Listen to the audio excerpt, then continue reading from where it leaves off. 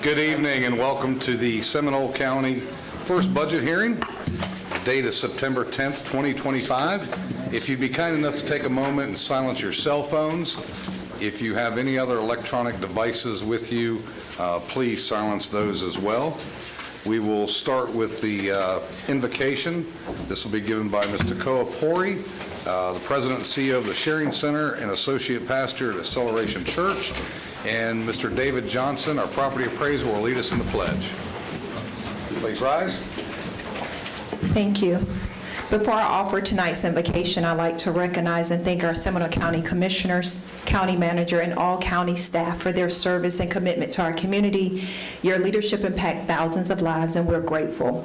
As we prepare our hearts for prayer, I'm reminded of the words of Proverbs 11 and 14, where there is no guidance, a people fall, but in an abundance of counsel, there is safety.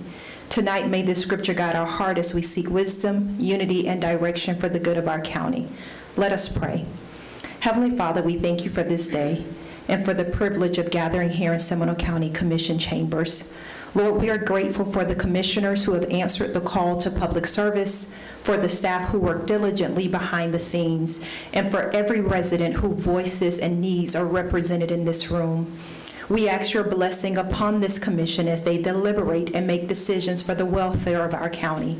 Grant them wisdom, discernment, and unity of spirit. May their leadership reflect integrity, fairness, and compassion for all people. We lift up our community, families, schools, businesses, and first responders. Protect and strengthen them as they contribute to the life and health of our county. As this meeting begins, let your presence guide the conversation and outcomes so that every action taken here tonight honors you first and serve the best interests of Seminole County. In your holy name we pray. Amen. Amen. Amen.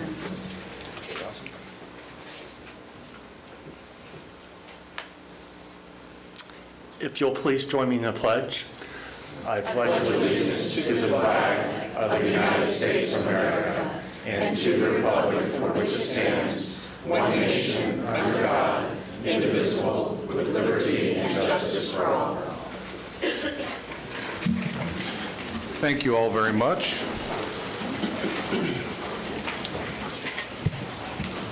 I want to recognize a couple elected officials that we have in the presence with us this evening. We have Supervisor of Elections, Ms. Amy Pennock. Thank you for being here. Our property appraiser, Mr. David Johnson. Our fine sheriff, Mr. Dennis Lima. Thank you all for attending this evening. It's good to see you all. I also want to thank the residents of Seminole County who've come out on this evening, some of you in the rain, to come out and share your thoughts with us. We sincerely appreciate it very much. If I see Mr. Malloy. He's right there. Oh, there you are. You weren't there yesterday. And our clerk, Mr. Grant Malloy. Good to see you. Good to see you too. We're going to start tonight in just a moment. I want to remind everyone, if you're here to speak on the issues here tonight, this is about the budget. We're going to ask you to find a speaker's form in the lobby, bring it down here to Ms. Dominique with her hand up, give it to her as soon as possible. If they're not turned in by the time we get to public comments, which will be here in a little bit, we're not going to take any additional public comment. Please fill those out now so she can get those ready for us and hopped up, and we'll get you up here to speak. This is the first public hearing. The purpose of tonight's hearing is to present the tentative millage rates and budget for fiscal year 25-26 and to allow for public comment. Before we begin, the public should be reminded that this Board of County Commissioners does not have control over the tax levies or budgets of the school board, the water management district, the property appraiser, tax collector, or any of the 7 cities in Seminole County. Questions regarding assessed property values should be addressed to our property appraiser, Mr. David Johnson. I will now turn it over to the county manager as this is his budget. Mr. Gray? Thank you, Mr. Chairman and commissioners and members of the public. Thank you for coming this evening. Tonight is the first of 2 public hearings required by the Florida statutes for the adoption of our fiscal year 2025-26 budget. These hearings are a critical step in ensuring transparency, public involvement, and accountability in how we fund services for our residents and business community. The purpose of the meeting is to present the tentative budget for all county funds and to review the proposed millage rates for the countywide district, the fire MSTU, and the roads MSTU, as well as the rollback rates. The rollback rate is the millage rate that, when applied to next year's tax base, excluding the new construction, generates the same revenue as last year. This hearing was advertised through the notice of public of the proposed property taxes mailed to every property owner in August. So how did we get here? The tentative budget and millage rates before you tonight are the result of nearly a year of work. This year's budget process started earlier than usual. In December of 2024, departments were directed to submit budget requests under new guidelines that focused on essential services and discouraged discretionary increases. For the first time, these same guidelines were also shared with our constitutional offices to promote consistency and transparency across all budget participants. In March of this year, 2025, county leadership held a budget update with the board to review the revenue trends, cost projections, and the structural challenges that we're facing. These discussions continued in March when the Board of County Commissioners held a retreat where staff outlined potential solutions and emphasized the need for coordinated action. Later in April, all department directors came together for a full-day retreat focused on operational efficiencies. That session produced more than 40 seminal moments. These initiatives designed to reduce cost, streamline processes, and improve service delivery. All of this groundwork prepared us for the budget work sessions in May and in June, where commissioners reviewed every constitutional office, county department, and service area in detail.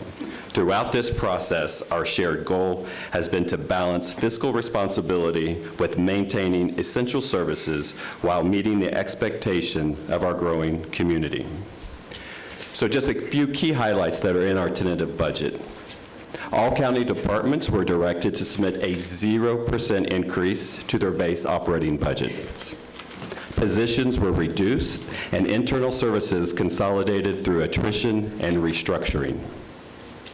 This budget maintains law enforcement services provided by the Seminole County Sheriff's Office, supports our fire department operations and equipment, including EMS and dispatch, sustains our emergency management, disaster response, 911 communications, addressing, and our animal services, offsets inflationary increases in personnel, fuel, materials, and insurance.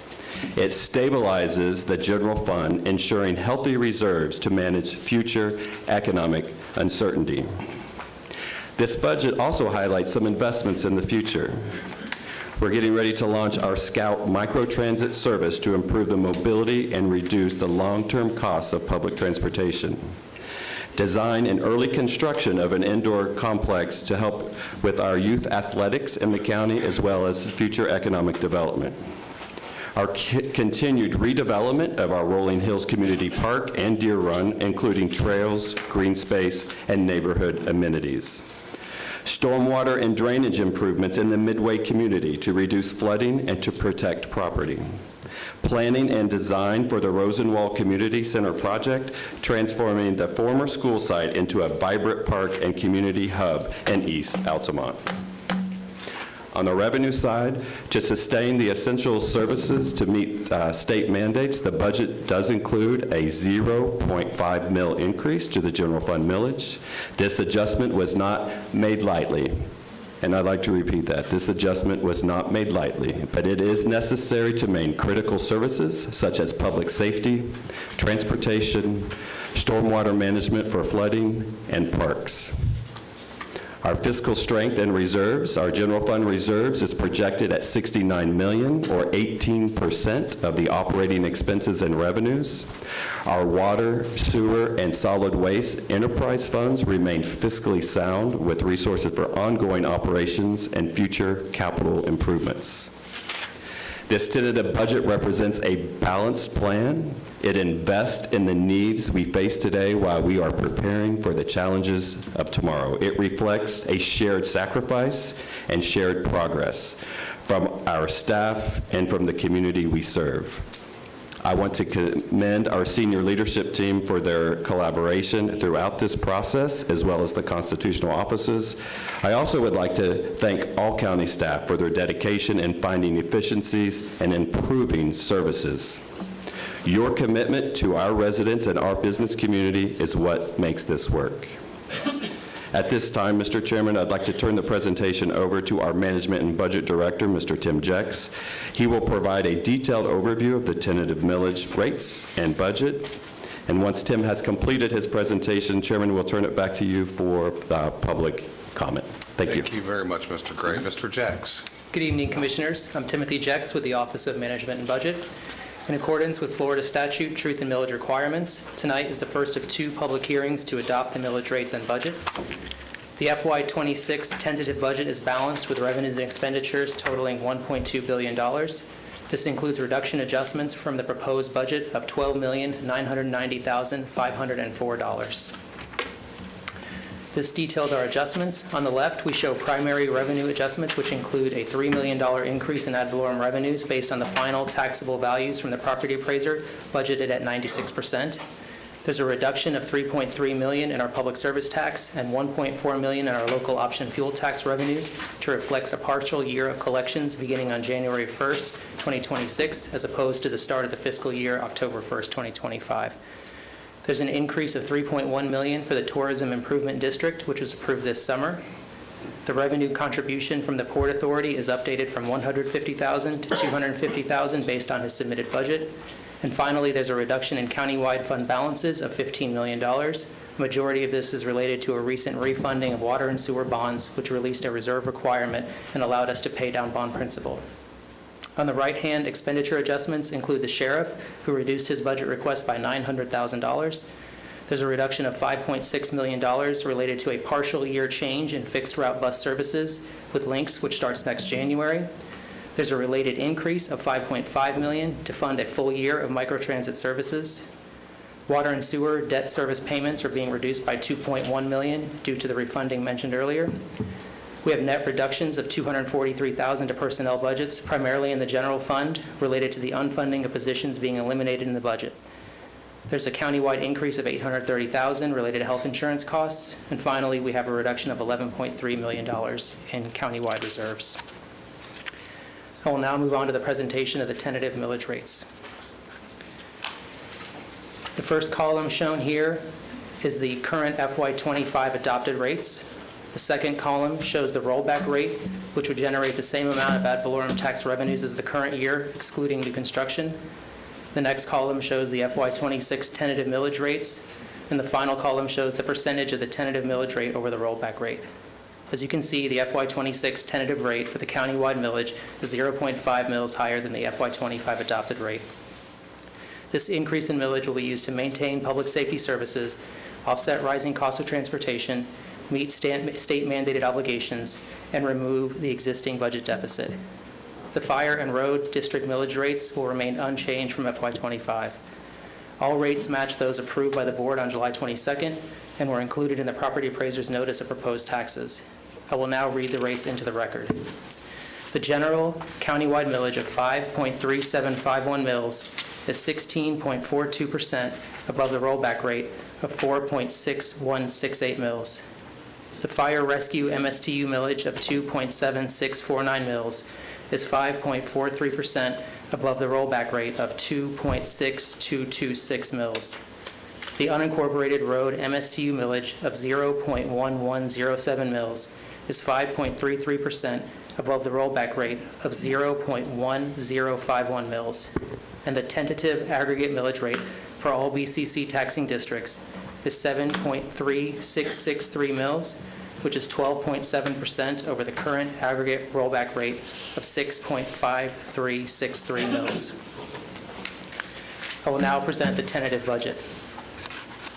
The total countywide budget is $1,215,087,959 for all governmental funds, special revenue funds, enterprise funds, and internal service funds. This includes a reduction of $12.99 million from the county manager's proposed budget published in May. The chart on the right shows a breakdown of the county's expenditure budget. That concludes my presentations. Are there any questions from the board before we move to public comments? Any questions of Mr. Jex at this time?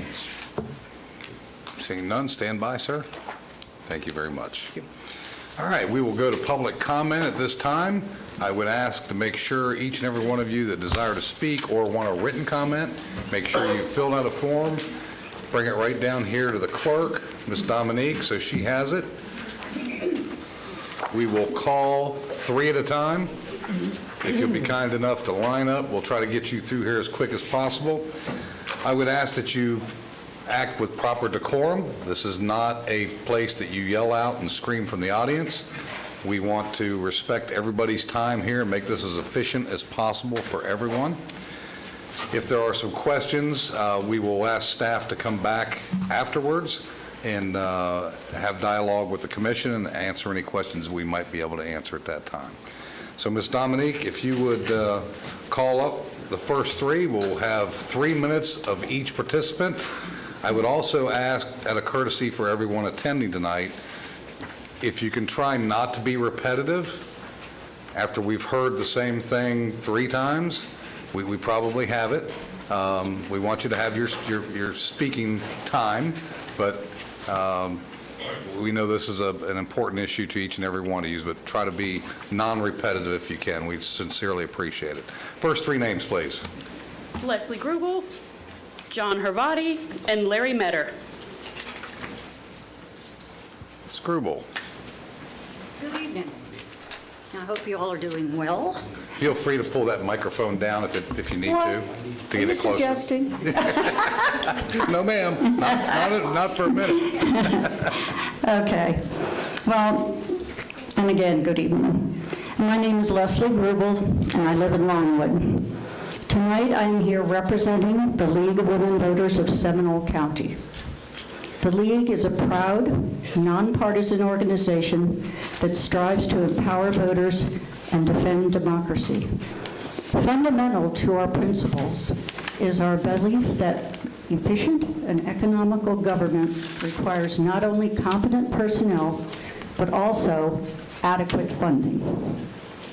While nobody likes to pay taxes, everybody likes the wonderful services we receive from Seminole County that make this a great place to live, work, and play. Our parks and libraries are busy, our roads are well maintained, our sheriff's department and our fire department respond when needed in a timely manner, and none of this happens without adequate funding. The millage rate has not been raised in 16 years, while inflation and the cost of living have risen. Along with that, state and federal dollars that have augmented the county budget in the past have been reduced. There is also continuous salary and bonus competition to keep our very nicely trained officers in this county. The continued unfunded mandates from Tallahassee cannot be removed to reduce the amount of money needed in the budget to pay for special local needs. The League supports the allocation of tax dollars to fund our libraries, purchase natural lands, run vibrant parks and recreation programs, provide public transportation, and many other services that we in this county treasure. As a League member of the Observer Corps, I have watched the Board of County Commissioners' budget meetings and witnessed their efforts and results to decrease their expenses and encourage their constitutional officers' budgets to do the same, as is indicated by the $13 million decrease in the budget requests. In order to reduce Link's mass transportation overtime costs, the BCC is implementing a new innovative microtransit system in our county, which will be door-to-door, to replace expensive, mostly empty Link bus routes. This tax increase will in general average $12 a month, funding a wide array of governmental services. This increase to homeowners is minimal when compared to the average monthly cost of a cable TV or a cell phone, which are purely voluntary services. The League of Women Voters of Seminole County proudly supports passage of the proposed budget to keep our county the outstanding community that it is. Thank you. Thank you. Pretty good timing. Mr. Medor, is that correct? Close enough. Okay. Better. Yeah. Can I say that? That's great. She's great. So thank you for allowing me the opportunity to speak. My name is Larry Metter, Seminole County resident, business owner. I employ a little bit over 30. And like many of those here, we've had water cooler talk about property taxes and such. I'd like to say that I probably will agree with most people here, and I'm going to assume everyone here on that I said, no one really wants to pay more property taxes, right? You didn't start off trying to pay more property taxes. But what I do like, and borrowing from another person just the other day, I like that when you call 911, someone picks up the phone. I like that. I like that we have beautiful parks and recreation. I like that we have an incredible school system. My daughters went to school here in Seminole County. Our commitment to quality roads, water, sewer, infrastructure, they all allow me to feel good about where I live and to sleep well at night. I've been a resident here for 30 years, and God willing, I'll be here for another 30. So, I voted in every election and trust that the commission has done their due diligence with information and understanding, and trust that they're serving in our best interest. And I'm in favor of the adoption of the millage and the budget as proposed. Thank you. Thank you. If I don't spell this one right, is it Gravati or Gravati? Harvati. Harvati, my apologies. Calling it once, calling it twice. Harvati? Okay, call the next three and set that one aside. Brenda Urias, Richard Glover, and Bob Chabot. What was the last one? Bob Chabot. Chabot, okay.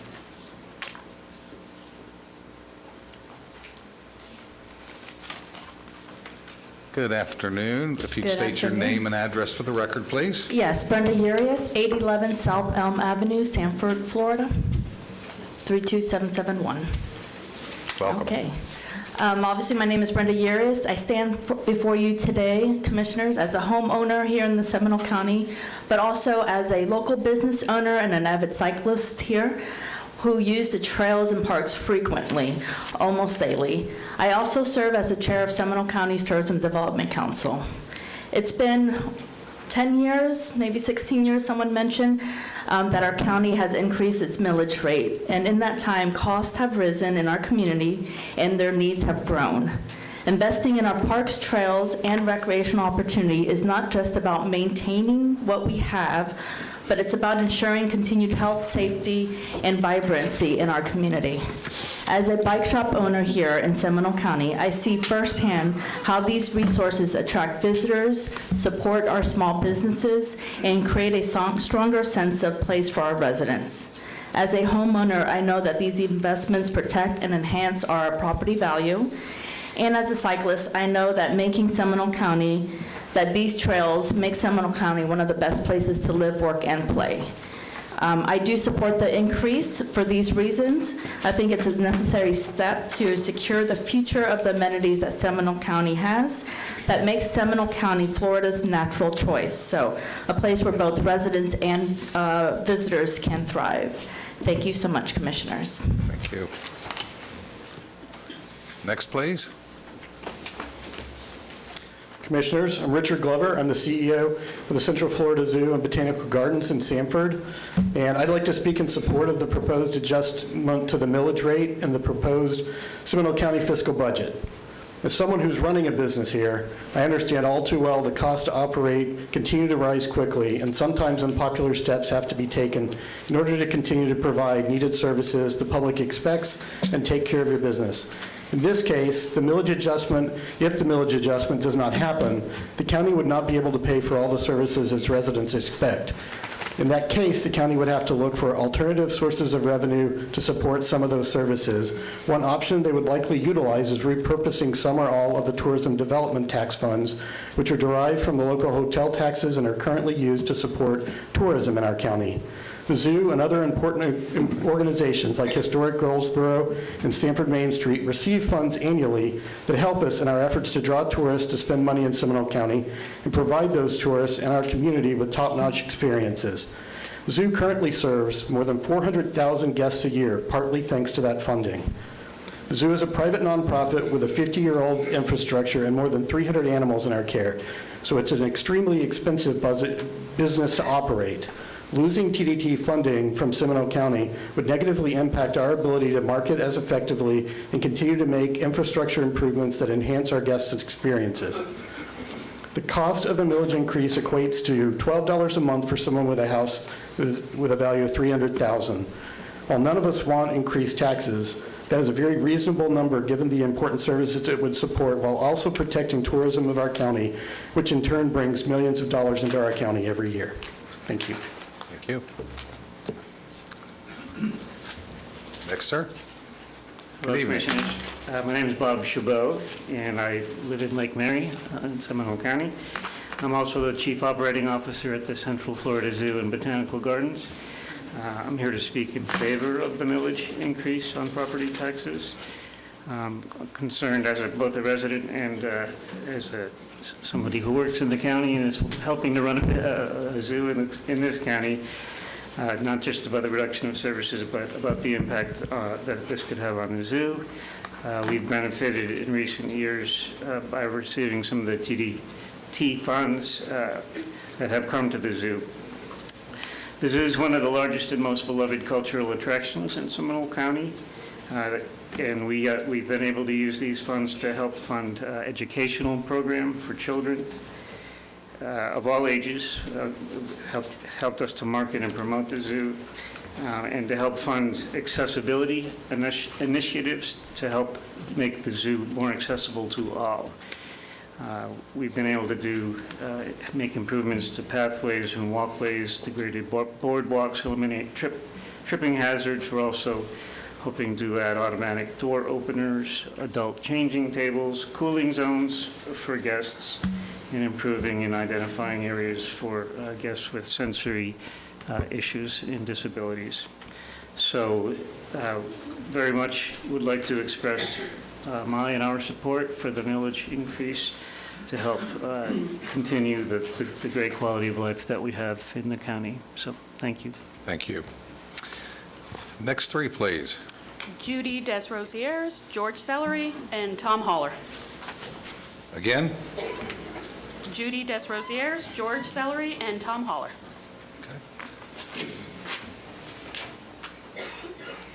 Good evening, Commissioners. Thank you for having us here tonight. My name is Judy DeRosier. I live at 4207 Fox Hollow Circle in Castleberry. I am a Seminole County homeowner, as are both of my adult children in Deer Run, as a matter of fact. I also serve as the chair of the board for the trustees of the Central Florida Zoo and Botanical Gardens, and as a member of the Seminole County Tourism Development Council. I'm here tonight to speak in support of the proposed millage adjustment. As a resident, I know no one enjoys paying more in taxes, but this increase is modest when compared to what it protects: our public safety, our infrastructure, and the services that make Seminole County such a strong and vibrant place to live.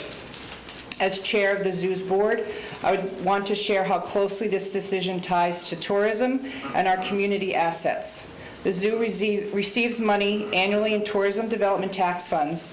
Those dollars support conservation programs, educations for thousands of children, and an attraction that draws more than 400,000 people each year to Seminole County. If the millage does not pass, we've been told that the TDT dollars may need to be redirected to cover essential services and jobs. That would very likely mean the zoo and other community partners like Historic Goldsboro and Sanford Main Street could lose all tourism support. That would be a devastating blow not only to the zoo, but to Seminole County's tourism economy as a whole. Approving this adjustment keeps essential services funded without undermining the cultural and economic drivers that make our county competitive. It ensures that public safety, infrastructure, and community attractions are not forced into the competition for the same limited pool of dollars. On behalf of myself, my family, and the Central Florida Zoo's Board of Trustees, I want to thank you for your leadership, express our strong support for this proposal, and it is the responsible choice and is the right choice for Seminole County's future. Next.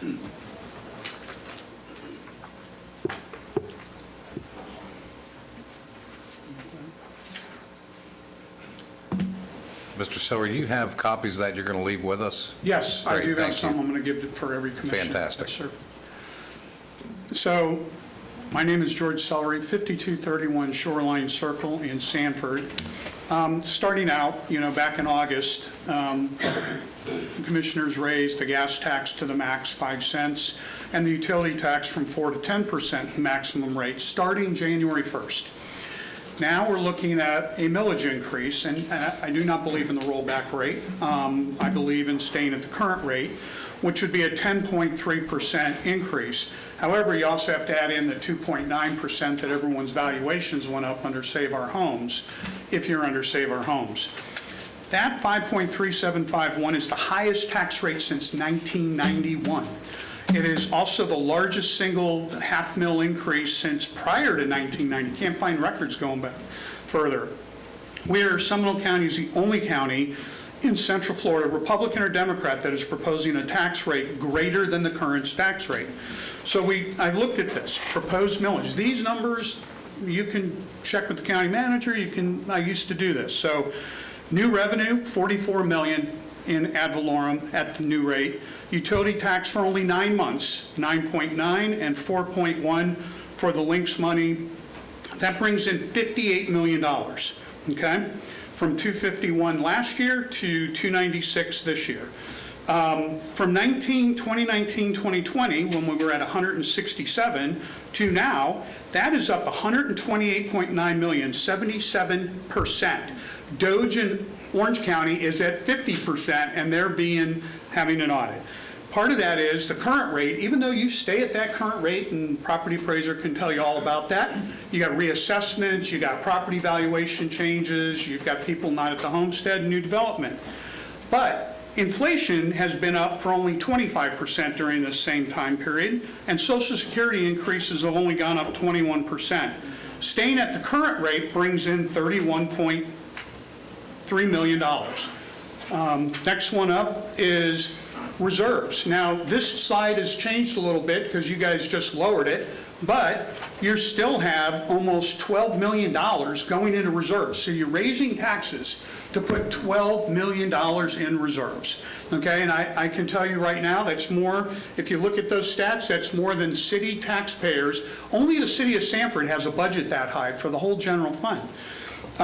There's a lot of rumors, need it for bond ratings, you need it for certain amounts. We needed it for the hurricanes. The hurricanes, we had a reserve budget of 8.9 million and 9.5. And the last slide I wanted to show before my time is up is this is where the constitutionals are at. They're over, if you go up a little higher on that, you'll see that they're not up that high. Sheriff Lima's budget at $15 million is less than Orange County, less than Volusia County, less than Brevard County, and two of those don't even have the jail included. So Thank you, they've Mr. always Sellery. been very conservative. Thank you. Thank you. Next, please.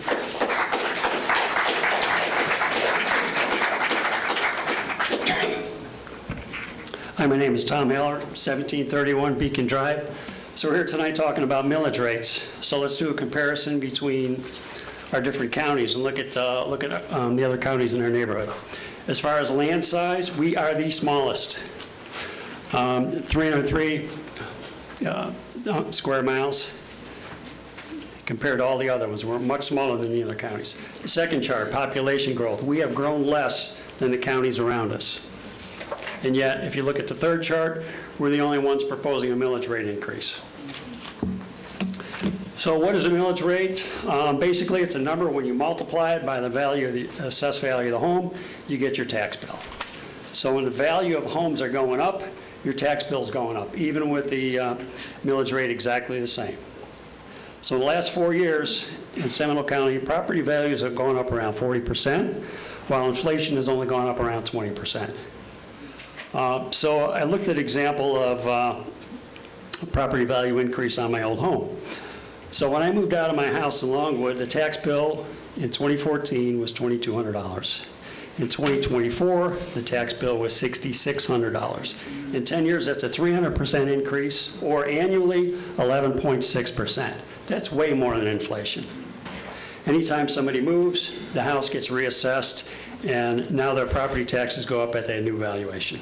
Any new construction gets assessed at that top value as well. So with the new home taxes and the assessed value from people moving, the valuations are far outpacing inflation. Even if you have a homestead exemption, your taxes are going up, even with the millage rate staying the same.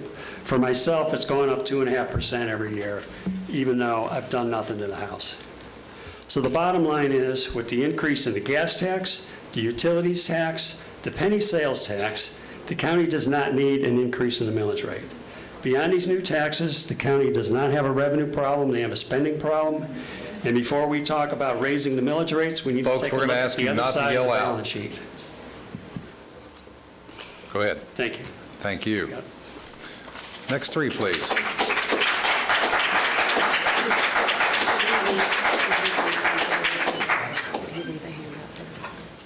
Yeah. Next three, please. Joseph Humphreys, Nancy Harmon, and Cindy Holler. I want to remind everybody we're going to insist on proper decorum. I don't want to continue to warn about yelling out. If you agree with what's being said, a simple thumbs up would be great. If you don't agree, a thumbs down would be great. We can all see that. We want to try to give the respect to the speakers and efficiently get everybody through here as quick as we possibly can. So thank you. Good evening, ladies and gentlemen. Joe Humphreys, 883 Cardinal Point Cove, Sanford, Florida.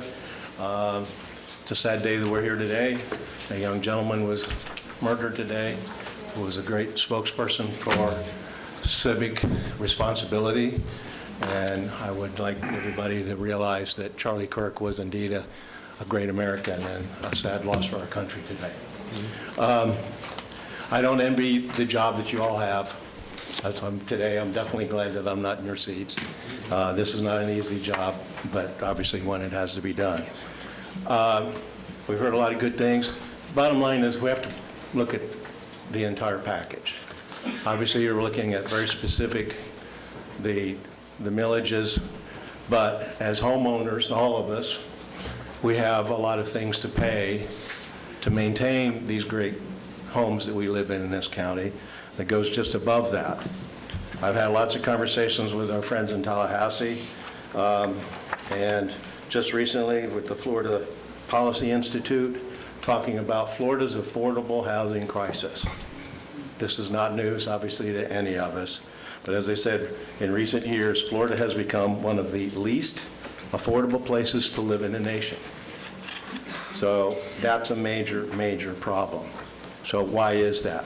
Well, the interesting thing in looking again at the big picture from tax rates from 2024, the interesting thing is it states Seminole County has one of the highest median property taxes in the United States and is ranked 483rd out of 3,143 counties in order of median property taxes.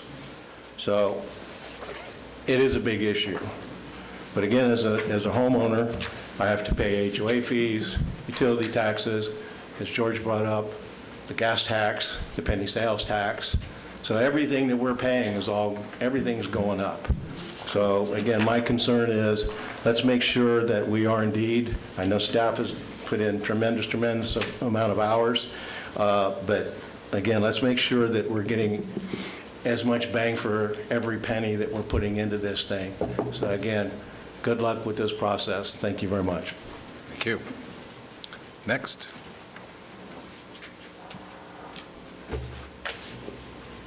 Nancy Harmon, 752 Pioneer Way, Geneva, Florida. What he said about all of you. I want to put out a special thank you to Tim and to Darren for taking time to hold my hand, walk me through a lot of this. And there's other people on this staff, I'm sure. I want to thank everybody because I know this is difficult. I also want to say I'm a member of the League of Women Voters, and I do not stand with their position. Pointing out, and Tom started to point out this, but Seminole County, we know this is the smallest county in Florida. Yet today we're asking to raise our rates on ourselves when we're the smallest county. So we can look and we could say, well, we're getting all these great benefits, and we are, and we're maintaining them with the money that we have. So I just like to keep that in your mind. We also have all these nice home developments that have HOAs that don't pay for roads. They don't pay for specific improvements to sidewalks and things like that because it's covered in their HOA accounts. But yet, in our business model here for the basis of our budget, we're talking about maintaining unincorporated roads and ditches and things of that nature. I have to tell you, as a Geneva citizens, there was a meeting to be held Monday because with your roads people, because our roads aren't being taken care of. Our county roads, our ditches, our culverts are not being taken care of, and we continue to get flooded. I don't see anything on the budget that, with this passing, it'll change anything in Geneva because that's what your staff said. We're not in the budget. So I'm concerned. We're saying we want to maintain a quality of life. Okay, we'll maintain the quality of life with ditches being full in Geneva. Fine. That's where we'll stand. But the other thing that I have to talk about is the fact that we also have the zoos and these other tourist groups who are benefiting from our tax dollar. And they're depending on our tax dollar. I have to ask, have you all looked at their budget? And have you looked to see that they are reducing their budgets? Have you looked to see that they're doing the most efficient things that this county's been doing? The other question that I have, I'm for parks, you know that. Why do we not set up MSBUs for Rolling Hills and for increase it or change it, the MSBUs for these parks? We're talking right now $2 million total for Rolling Hills and Wekiva Springs to upgrade their parks. Why? Let the people who are in that area that get to use those parks pay the price. I would recommend that for Geneva. If you were to put a park out there and our people said they wanted amenities for the kids, then we should all pay for it. It's our community, it's our responsibility. The other thing, I have a real problem with the sports complex. We have so many ball fields. Why today? Can we not kick that can down the road just a little bit farther and make a better plan? Thank you very much for your time. Thank you. Next. This is oh, you can I appreciate that.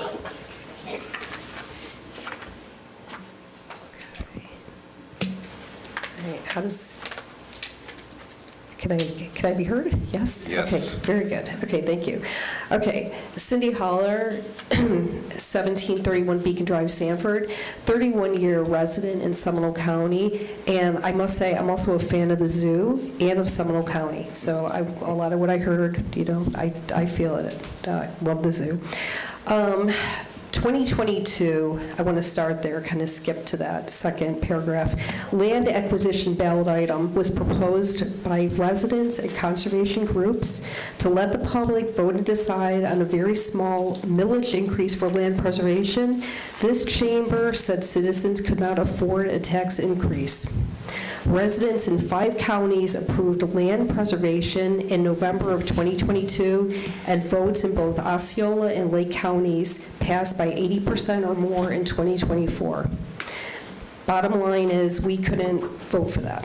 So anyway, jumping up, sorry about that. 2023 residential garbage pickup fee increased from $240 to $300 per year, which was a 25% increase. November 2024, the penny sales tax approved by the public with no mention about future tax increases being required the following year. If these increases had been known for years, as stated by Chair Zembauer, why was this not put out to the public before the vote? August 2025, George had mentioned it, the gas tax, 5 cents per gallon for 50 years. was approved. Maximum allowed by state law, raised the gas tax to 11 cents per gallon. That's an 83.3% increase, expected to generate $5.5 million in the first full year of the tax. Also on that date, public service utilities tax increased 6% to the current rate of 10%, which is maximum allowed by state law, 150% increase, expected to generate $13.3 million in the first year of the tax. And here we are today, September 10th, proposed millage 5.375, increase of 10.3 over the current rate of 4.8751. That's in addition, that was mentioned before, of the 2.9 increase with the Save Our Homes. This increase will generate over $44 million in new property tax revenue for the county compared to adopted fiscal year 2024-2025. In closing, the millage rate should not be raised. And I personally feel those on a fixed income will be most adversely affected. And so I hope it does not happen, and I appreciate your time. Thank you. Thank you. Ms. Dominique, how many forms do you have remaining?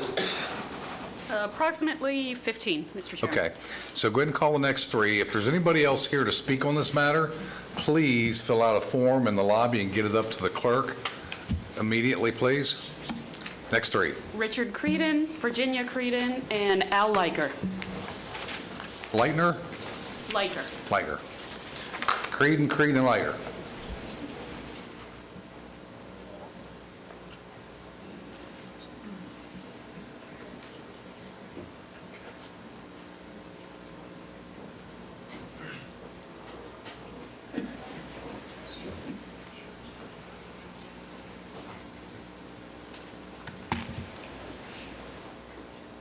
Virginia Creedon, 1172 Apache Drive. Ms. Creedon, if you'll come up to the other podium, and feel free to move that microphone. Virginia Creedon, 1172 Apache Drive, Geneva, Florida. Seminole County is one of the smaller counties in this area, in landmass and in population, but we have one of the highest taxes. Volusia and Orange County don't have rates as high as ours. We can look at statistics, we can look at the number of people there. We can also consider that we have a large rural area which doesn't require the services that are given to the other parts of town. We don't have bus service, we don't have water and sewer, but we have the higher taxes because property values are high, and new people buying new houses don't realize that their taxes are going up. I had a young lady just recently say she was leaving an exercise class that we did because she was getting a job. They had gotten a tax bill. Their income just doesn't stretch now to cover. So she is putting her child in daycare and going to pay her taxes that she has in all different directions, not only real estate, but utilities and everything else that are going up in this area. Meanwhile, we have 5 points with debt that has to be met. And we have all the empty offices in those buildings. So we are paying debt for buildings we are not really utilizing, and then we're saying we want to put money in reserves. Now, why are we putting the money in reserves? Do we want to build more buildings? Do we want to build more sports complexes that maybe the voters wouldn't support? So we put the money into reserves, and then the county commission can vote to have these things without the people having to actually support them. We'll only have to pay for them, but not have to be in favor of them. So therefore, I'm not in favor of the millage rate raise. I'm hoping it will go back to what it was, the way it is in the other counties around us. Thank you very much. Thank you. Next up, please.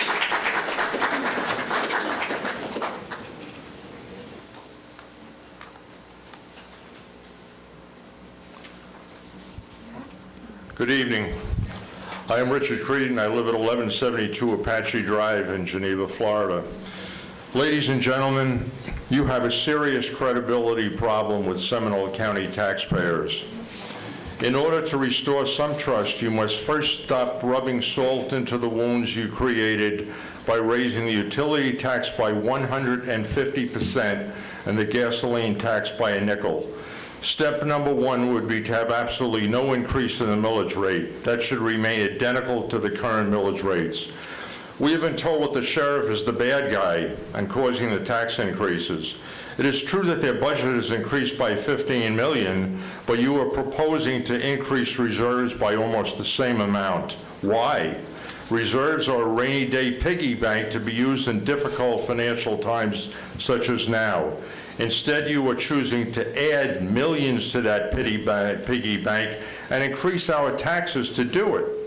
This goes against common sense and logic. In addition, without any millage tax increase, the existing millage rate plus the other new taxes would bring in $31 million in new money. This is double the increase the sheriff is requesting, so we see that the sheriff is not the problem. Rather, you have used him as the excuse. The county does not have a revenue problem, rather it has a spending problem or an addiction. A year ago, we were exhorted to vote for the 1% local sales tax or other taxes would have to be raised. We listened to you and voted yes on the 1%, and then were rewarded with a barrage of new taxes anyway. Do you really think that we would have voted for the sales tax if we knew what you had planned for us in 2025? If so, you're living in a dream world. Lastly, we recently been told that you knew about a structural budget imbalance for several years, but kicking the can down the road happened each year. Why did you not share this information with us earlier? Rather, in the 22-23 budget on page 8, it says that the budget is structurally balanced. Ditto for 23-24 budget on page 7. In the 24-25 budget, it says that the budget is balanced with no tax increase or use of federal rescue plan funds. Not one word of any structural imbalance was included in the 3 budgets. Now do you understand why you have a serious credibility problem? We feel like you were lying to us and treating us like mushrooms. We give you an A for your efforts to turn the sow's ear of an ill-conceived millage tax increase into a silk purse filled with milk and honey. But we give you an F for the results. You have failed. Please stop these totally unnecessary tax increases now so that we might have some positive thoughts about our Board of County Commissioners before the 2026 elections. Thank you. Thank you.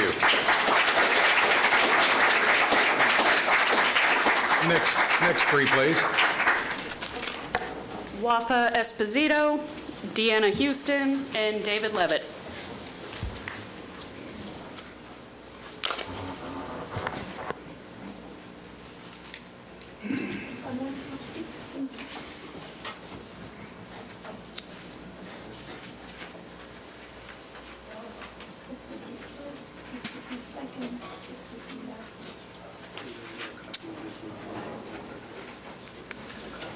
While this speaker's getting ready, does one of the, okay. Hello, Wafa Esposito, 5040 Hawks Hammock Way. Pull the microphone down closer to you, dear, so everybody can hear you. Do you hear me? Yes, ma'am. Okay. Wafa Esposito, 5040 Hawks Hammock Way, Sanford. I am in opposing of this increase, and this is my tax bill, would be $471. As I said last time I spoke here, I don't see the need for this new tax increase, which would cost me $471, especially knowing that the general fund is sitting on $56.5 million. I think keeping the 875 mills is going to generate the expected 17 million, and that will satisfy the needed 15 million requested by the Sheriff Department, which I sincerely hope they can also deal for us with the post-COVID intersection beggars, for everyone well-being here. Seminole County being the smallest, we have heard that, with roads maintained by HOA and its healthy general fund, I am afraid asking to increase taxes by 4.7 compared to Orange County, 3 times the population and twice the size, I guess. And those are being investigated. I don't think this will be looking good for us. I think we need to follow the healthy fiscal trend. second page, set by the state, who claims to have paid 50% of their debt. I don't think we have one. I don't know if we have one. I hope we don't have one as a county. However, following their trend in putting a constitutional amendment for November 2026 to eliminate property tax or reduce it, especially for first homeowner. So that's what I would call communicating with the community or with the citizens.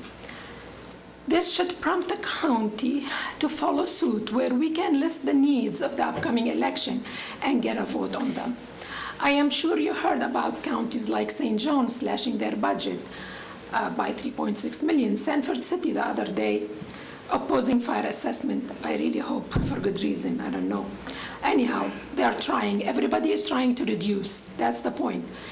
Checking up on the various area media, which I suggested the county can get a college intern to scour citizens, the last page, are posed to see the trend and the concerns and the focus. I gathered that the focus should be for impact fees from builders and investors to cover necessities. As I said last time, I checked with the various members of the advocacy group. The penny sales tax along the road tax, we were told, would lighten the tax base burden. So I wasn't wrong. Ms. Remember, Esposito, we also have... try to wrap it up for us. Okay. Remember, we also have the gas tax and the utility tax to honor on top of this increase. Conclusion here, let's keep the current tax. Let's plan for the future increases with future plans. And yes, I am glad to hear about the boosting of the tourism. I really feel like we could make a lot of money as a county by better publicizing our county. And thank you so much. Thank you. Next, please. Good evening. Good evening. Deanna Houston, 750 Sagana Point, Lake Mary, Florida.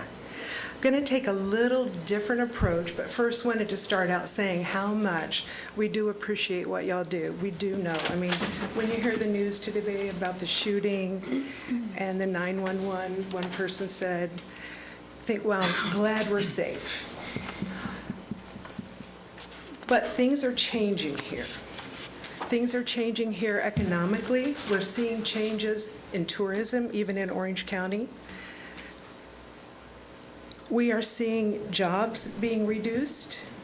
AI, we just saw the jobs numbers be changed drastically by what, 900-something thousand or 900-something thousand for the whole country.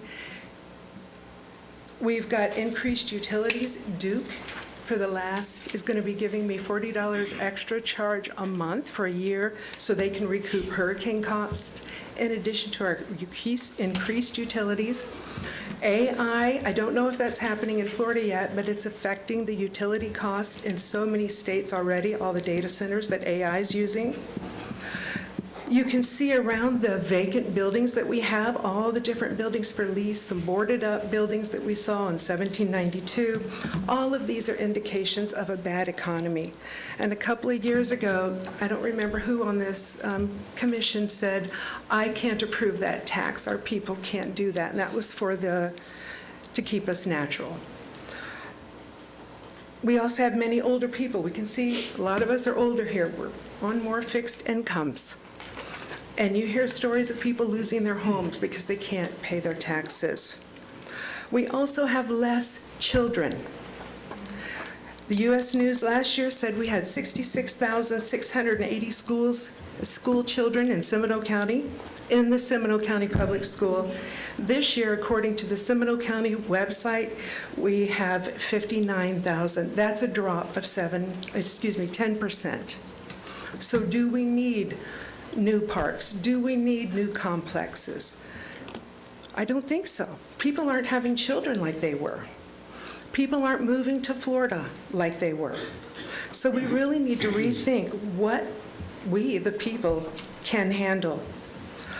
So just reconsider, and I Thank you for what y'all do, but please do not put this increase in.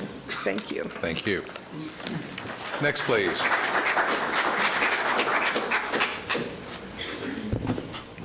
Well, hello. David Levitt, longtime resident and business owner in Seminole County. Address, please. Is Seminole Longwood. Street address? I don't need to give that, thank you.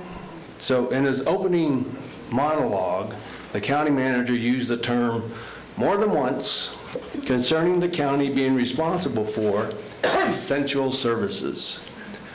So the question is, what is essential services? And I think that's what you got to take a deeper look at here before you go into another increase in our property taxes. Speaking of essential services, is the $100,000 a year for the last 2.5 years that the county manager spent for a consultant essential? I don't think so. We didn't pay that before. We only pay that since he's been here. So this trifecta of taxes on top of $1 billion penny tax. So the two largest taxpayers in Seminole County, Duke Energy and Florida Power. You probably already know that. When you increase our property taxes, guess what? You're increasing their property taxes too. I think you should already know that as well. Guess what else utility companies are allowed to do in the state of Florida? Increase our electric rates when their operating costs go up. And yes, their property taxes are part of their operating costs, and they get to include that. So we're getting a double hit from the utility companies because we have to cover their operating costs because their property taxes are going up. Plus you raise our utility taxes on top of that. So that's craziness. So speaking of essential services, again, what in the world is the county doing in the business of sports and sports complexes? It doesn't make any sense to me. Is that essential services to the residents? I don't think so. $7 million for Rolling Hills on the backs of all the residents is how much the county has spent since the Rolling Hills takeover or buyout from a company that went belly up. So Seminole County is also second place in $100,000 and up salaries in more than one category, and compared to surrounding counties, by the way. You're number 2 behind Orange County per 1,000 residents. You're also number 2 behind Orange County for $100,000 jobs and higher per square mile. All the other counties around us beat your socks off when it comes to high pay and salaries in the counties. So I do have an ask. I don't mind sitting with somebody in your budget office and going over. I do have a background in finance and business finance. Been a very successful business owner for many years. Thank you. Thank you. Next 3, please. Pete Buis, Ron Lightheart, and Eunice Brown. What was the first one? Pete Buis. Buis? Yes, sir. Come on down, sir.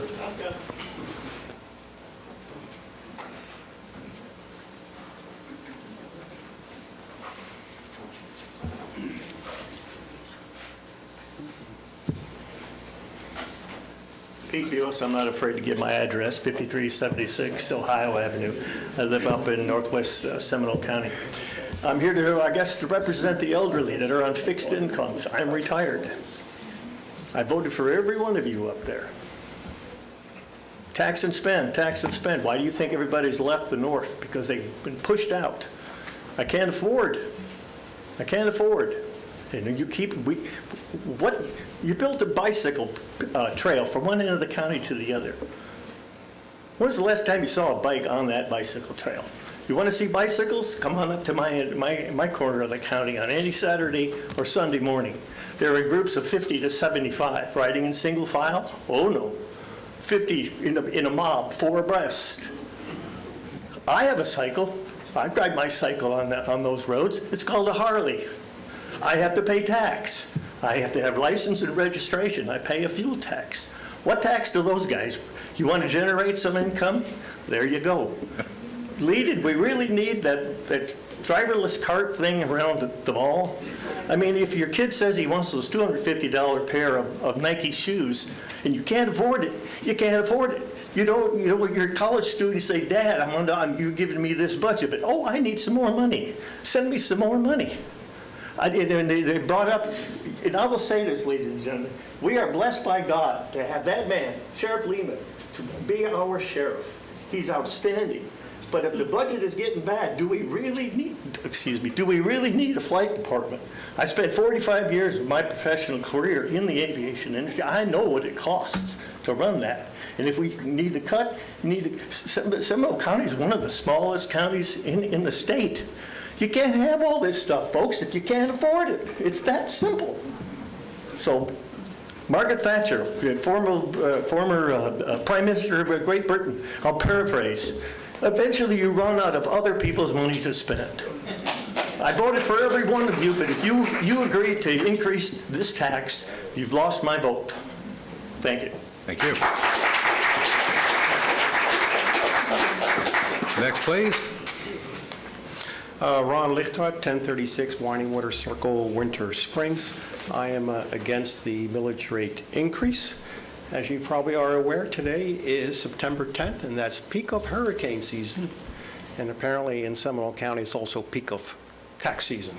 So you had a gas tax, as you know, and if you do it on a percentage basis, compared to Orange County, it's 100% higher, 100%. Okay, I know we're talking about, 5 cents, but let's keep in mind it was already a penny higher in the first place. Now, in my case, I live in Winter Springs, but I go to Winter Park a lot, and there's a Costco there. I'm going to continue to buy all my gas at Costco, and I'll make sure I will not buy any gas in Seminole County because I'm a man of principle, right? So I was thinking about joining BJ's here, that's opening up in Castleberry, but you know what? If you're going to tax me, because I'm thinking about the gas pump concept, well, then why should I, right? But for me, I'm again a man of principle. I don't believe in it. For me, you're acting like a copy and paste principle. You have to compete with cities. That's really what it's all about, really. Don't do a copy and paste. I'm sick and tired of copy and paste.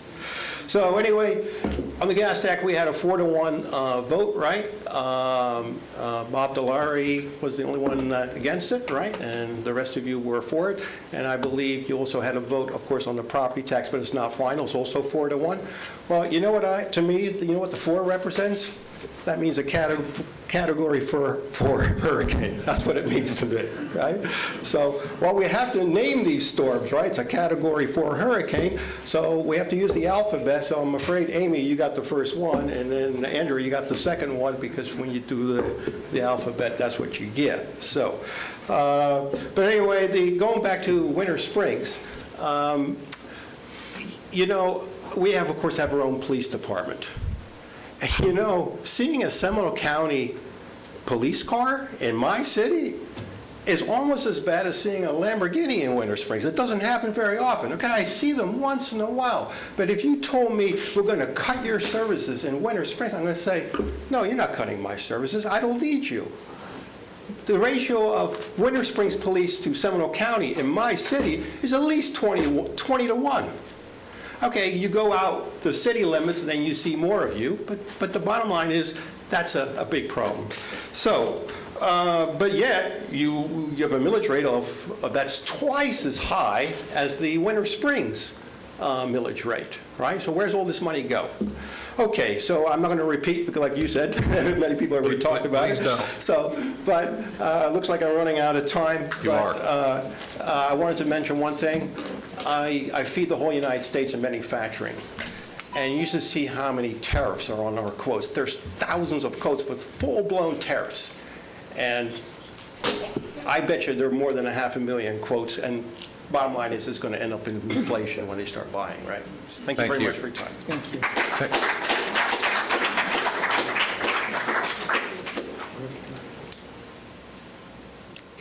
Good evening. My name is Eunice Brown. My address is 4520 Douglas Street, Sanford, Florida, 32771. As I reflect on, as we did the flag, we stand up and we did our allegiance of the flag. And two of the things that really stuck out with me is under God, and the second is liberty for all. And I am going to go with a different spin, and it won't be repetitious. Oh, sorry. Oh, shoot. Okay. Oh, okay.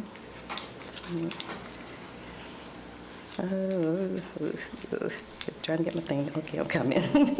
Sorry.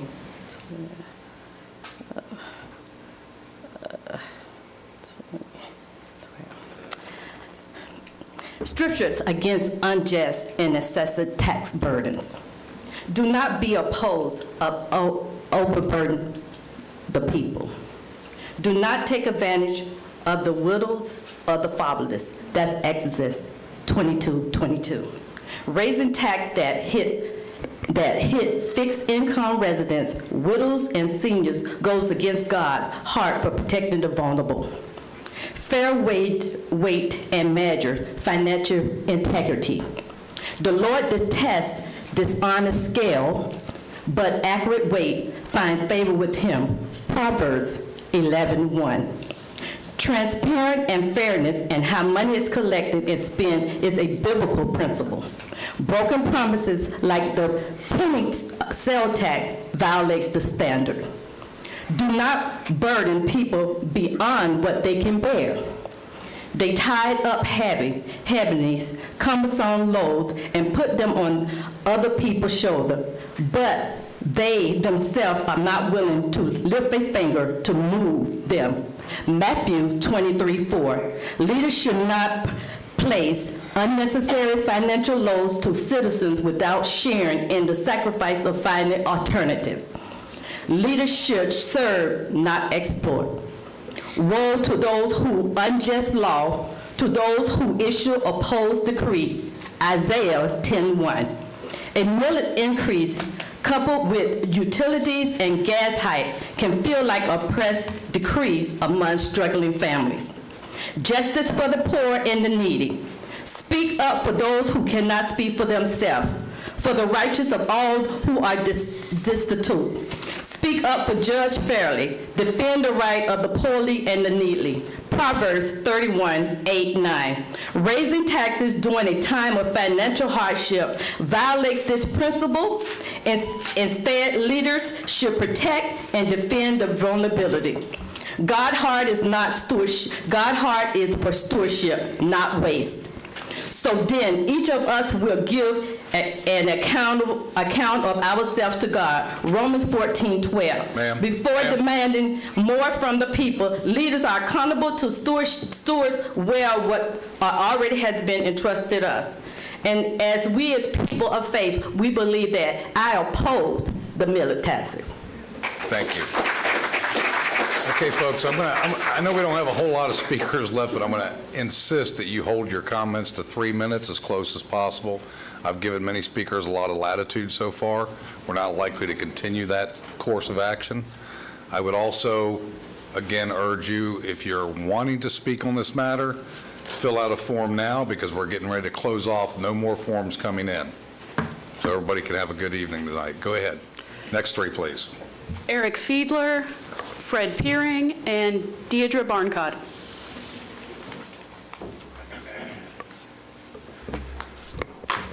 Good evening, Commissioners, ladies and gentlemen. Thanks for this time this evening. My name is Eric Fiedler. I live in Altamont Springs.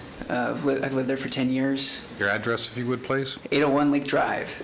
Thank you. I'm a property manager, buy real estate, fix it up.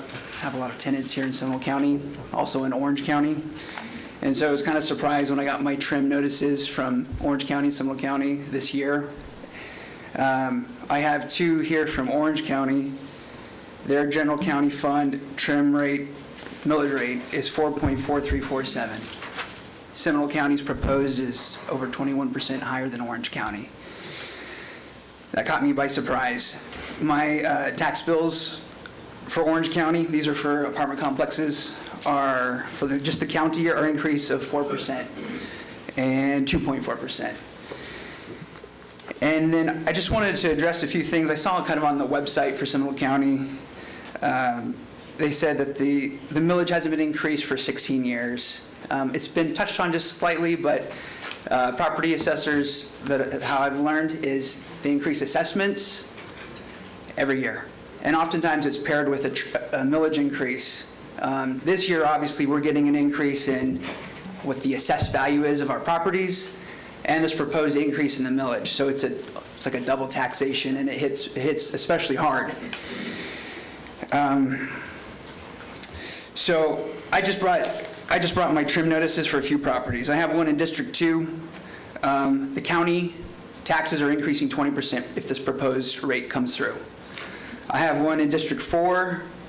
The county taxes are increasing 21.1% if this millage rate is approved. I have one in District 5, and the county taxes would increase over 21% year over year.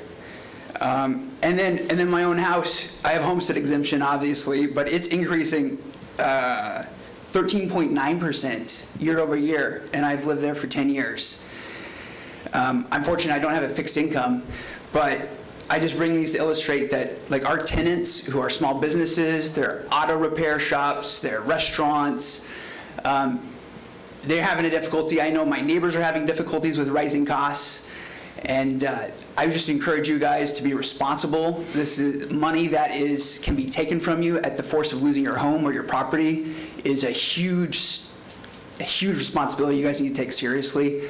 And so I would encourage you guys to not increase the millage rate this year. Thank you. Thank you.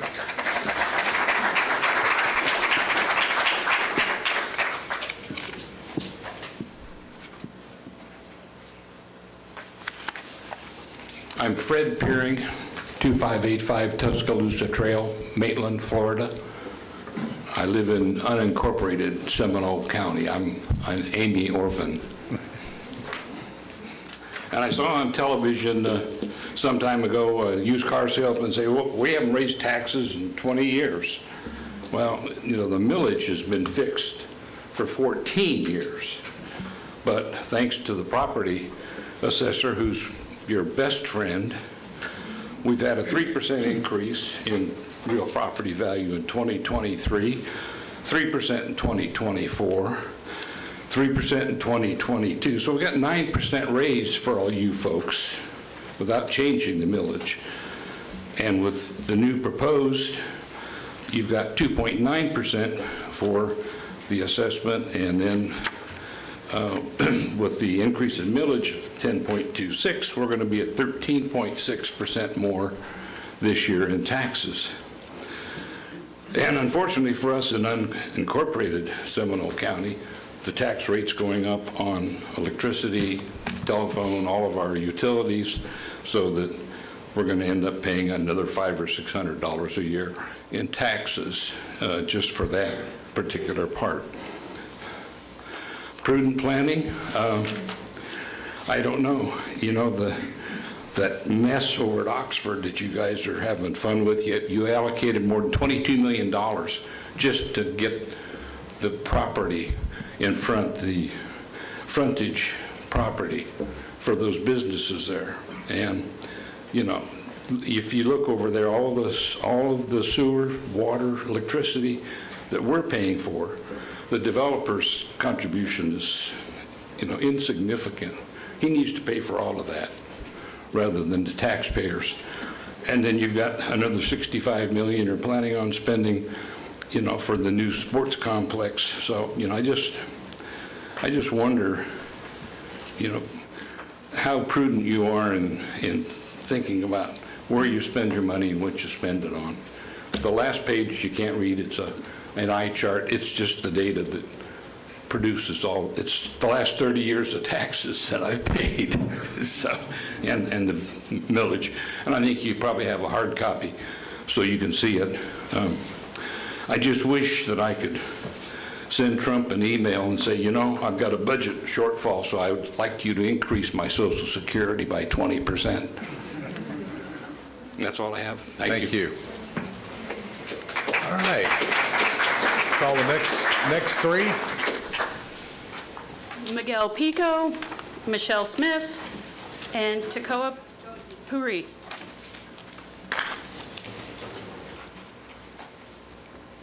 Pico, Smith, and Puri.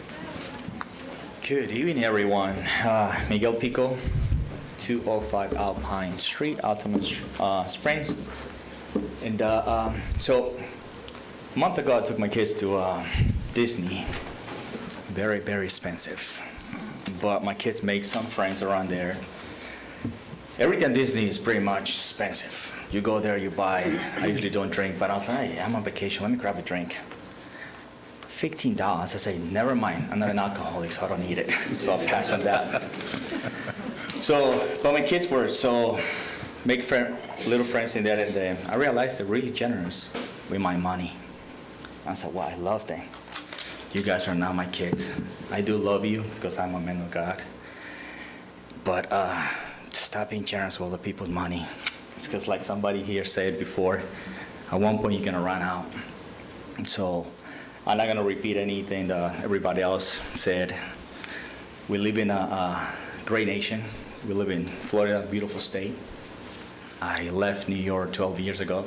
I left Ecuador, where I'm from, third world country, and I'm so happy that I'm in Florida. I get to carry my gun, I get to protect my family, I get to exercise my First Amendment. I'm so happy that I can say a lot of things wherever I want to say it.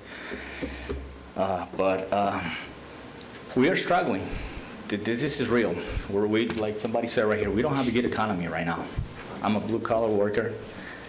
I do make good money for what I do. I do air conditioning, and I know you guys cannot live without AC. So, yeah, I'm your guy. I should be sitting up there, actually. But I also know that it's not easy doing your job, and I'm a soccer lover. I love soccer, and we're gonna have the World Cup next year. And usually when I watch a game, I was like looking at the guy, and he doesn't score, and I start criticizing the guy. And people say, hey, what, it's easy to be on your side, but go over there. And I was like, yeah, but I don't get paid what they get paid to do that. I don't practice every single day to perform, so I do have a higher expectation. So I get to say that, do it. Why you didn't score that goal? The same thing here. You guys are here for a reason. I mean, I read about each one of you before. You guys are really, really smart people. So just use it, please. The economy is not that good right now, and I mean it.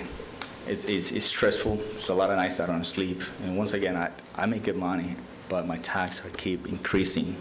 Everything just keeps increasing. And if we were to get a vote today for whoever agrees and oppose this, you guys know you're not going to pass that because everybody's opposing so far. But the numbers don't lie, right? But anyway, guys, God bless you. And I was going to be really nice. The lady read a scripture. It says Matthew 12:34, and then what it says is, you brood of vipers, how can you are evil say anything good? For the mouth speaks what the heart is full of it. In essence, it's what's inside of your heart is what comes out of your mouth. So please be generous with our taxes. Don't spend it crazily. Thank you. Good evening, Michelle Smith, Board Chairman for the Sharing Center, 600 North Highway 1792, Longwood, 32750. Good evening, and I wanted to begin by saying that we appreciate each and every single one of you, what you do for the county, and how well you serve in doing your due diligence. I'm here today as an ambassador and an advocate for the Sharing Center as you move through this final budgeting process. And as you know, the Sharing Center is the largest provider for comprehensive critical services for our most vulnerable and the homeless in our community. We do that through our free pantry and emergency financial assistance. We do that through the Oasis for showers and laundry, Project Rise for the life skills education and employment preparation, free mental health with a licensed medical professional, and soon to come, our Workforce Attainable Housing Initiative. All life-changing programs. So as the Sharing Center embarks on our 40th anniversary next month, I wanted to just briefly highlight our strong and effective efforts to be a good partner serving with you in Seminole County. And as a good steward of our responsibilities, we continue to develop strong relationships in the private sector to help financially support our efforts to continue providing services for those facing catastrophic life situations. In fact, we have a track record of requesting funds only from the federal and state monies, and we share that simply to say that your investment and your return on investment is one that you can take great pride in for the voters and the community. The Sharing Center looks to continue to offer an even broader range of services for those vulnerable and homeless. And moving forward, we look forward to a continued strong relationship with the county as we continue to pursue our mission and to do that with the private sector helping us. Thank you so much. Next.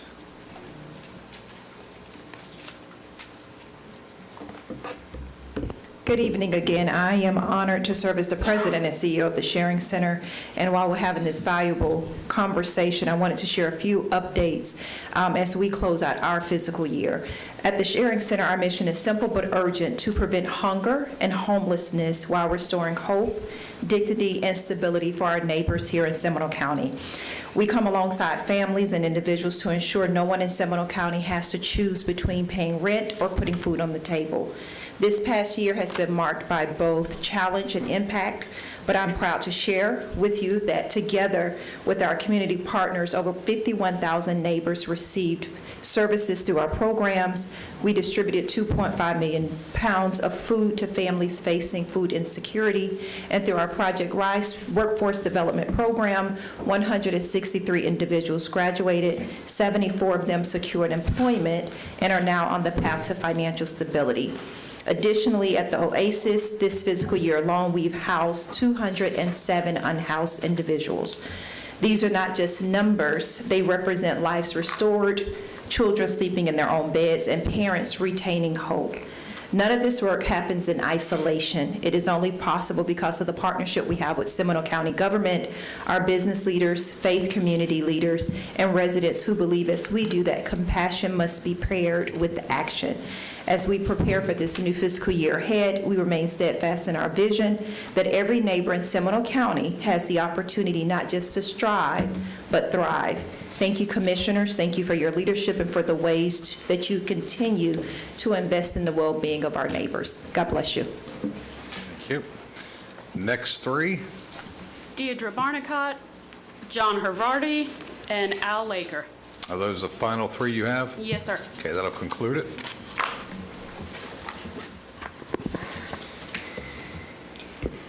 Good evening. Good evening. Thank you for your time. My name is Deidre Barnicott. I live in Longwood, 2371 Westwood Drive, Longwood. And I'm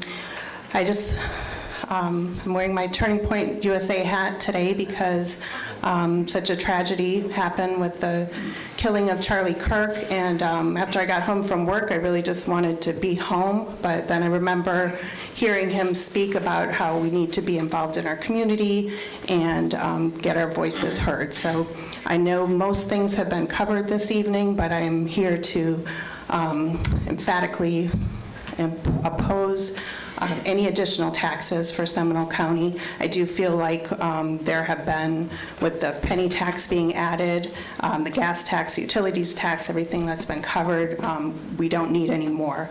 We've got leadership at the federal level doing what they can to try to get our taxes down. Seems to be happening at the state level. I just respectfully request the county level do the same.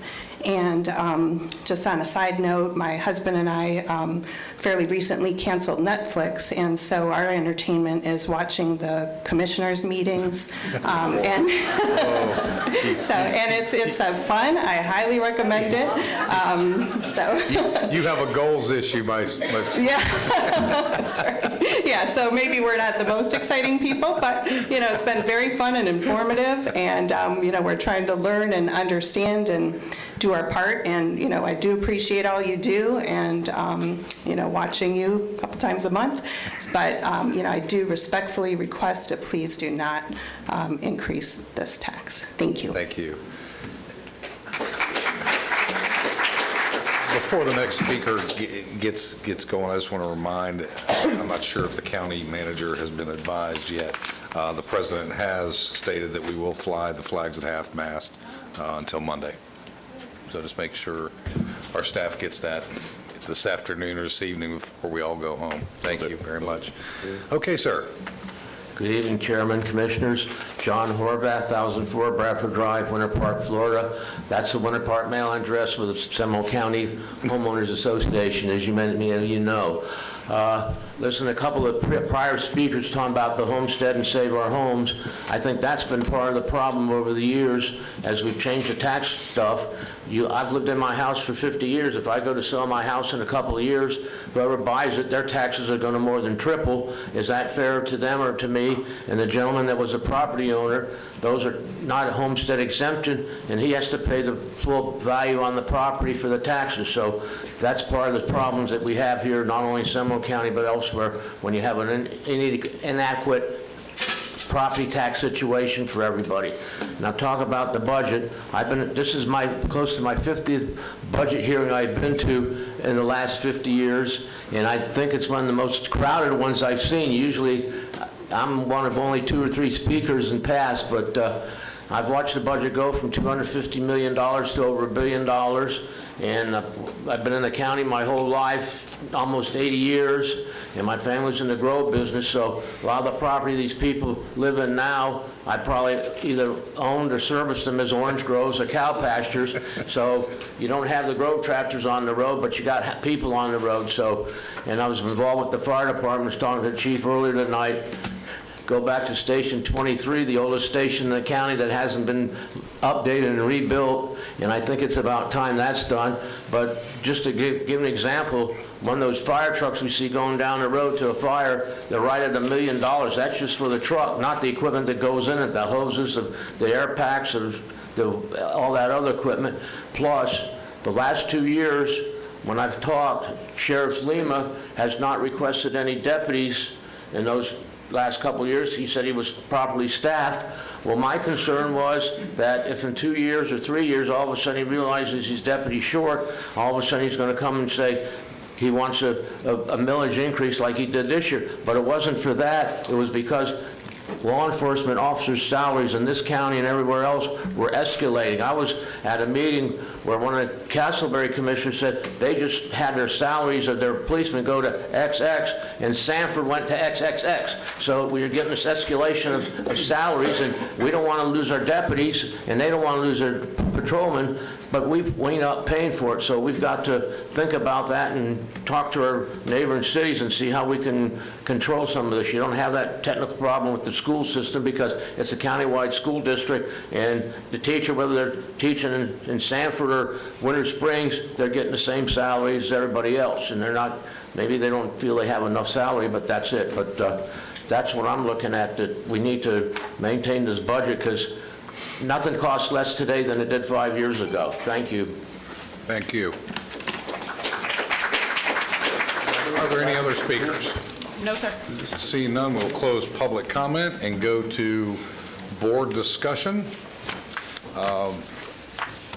I'll kick it off and just say, for the benefit of many of you that weren't here at the last hearing, and I know many of you in the audience, I will assure you this county staff and this county commission have spent a lot of time, a great deal of time, more time than they've ever spent since I arrived here in 2018, going through this budget process, looking for efficiencies. I want to thank staff. I want to thank our constitutionals who have gone and scrubbed their budgets as close and as trim as they possibly could. It truly has been a mission. You know, typically these counties start their budget process, somewhere in the June timeframe. We ask our staff to endeavor upon this at the end of last year to kick it off at the beginning of this year, at least 120 days in advance. Prior to that, they were looking at things 2 and 3 years ago. I heard some comments tonight about we didn't know this day was coming. Well, if you attended the budget hearings for the last several years, you would have heard Mr. Jex and his counterparts talk about the concern of where we were going to land in the next 2 to 3 years, and thus here we are. I will assure you that nobody up here wants to see any increase whatsoever, including myself as a business owner with non-homesteaded commercial property. Like one of the individuals indicated here earlier tonight, I have commercial property that's going to increase 21 to 22%. Do I like it? Absolutely not as a businessman. However, I realize there's a price to pay to live in a community that's safe, high quality of life, and enjoying the things that we all enjoy. So with that, I'll pass it on to my fellow commissioners for any further comments or inquiries from staff. There may be some that you want from staff at this point. So I'll start with Commissioner Lockhart, and we'll work our way down. Commissioner Constantine already has his mic ready. I was just getting closer. Well, I don't want to. That's okay. Slightly. Go ahead, Commissioner Constantine.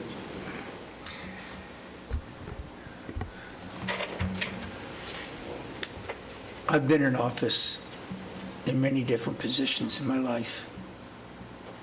I've been a city commissioner, I've been a mayor, I've been a state representative, I've been a state senator, and I've been proud also to serve each and every one of you for the last 13 years here at the county. I will promise you that I have been working, and I'm not going to speak for my fellow commissioners, but I know that they are also been looking at this budget, very closely for months and months. But I have been working with our budget manager here, for lack of a better term, so that you all understand what Tim does, Tim Jex, and our county manager to find each and every savings. I know you don't understand because no one, including myself, understands all the intricacies of the county budget or the state budget, which I will tell you they never lowered their taxes. They always lower our taxes. Just want you to think about that. I was in the state legislature. I know that. They lower our taxes, not theirs, and they pass it along for us to do. But right now, let's talk about the present. The present, I am looking at every single possible savings. I have used the word that our county manager stole from me this evening, shared sacrifice, constantly. I'm going to, and I'm telling that to our county, to all of our constitutionals, and to all of our general budget. You probably don't know, and if you do, good for you, but our budget is about 33% of the entire budget of the county. The constitutionals are 66% of the budget. That's not a condemnation of them, that's the facts. And what we have to deal with is reality. And I have not, I am still working, and I have told this, like I said, to you tonight, and I pledged to you tonight, and I've told this to Mr. Jex, and I've told this to the county manager. I'm still looking for every penny of savings that we can get in every one of the budgets.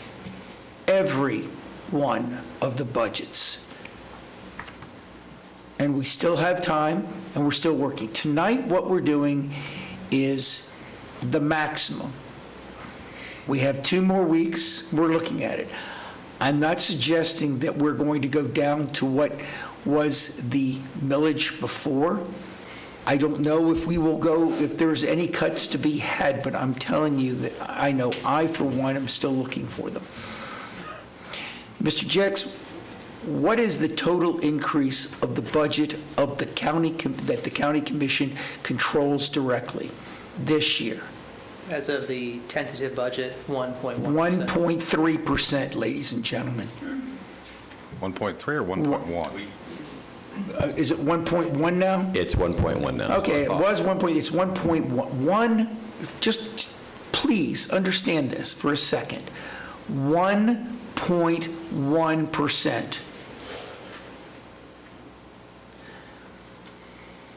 1.1, I've heard a lot of things. Oh, we had 60 million more here and 100. 1.1% increase. The budget that these five folks control. It was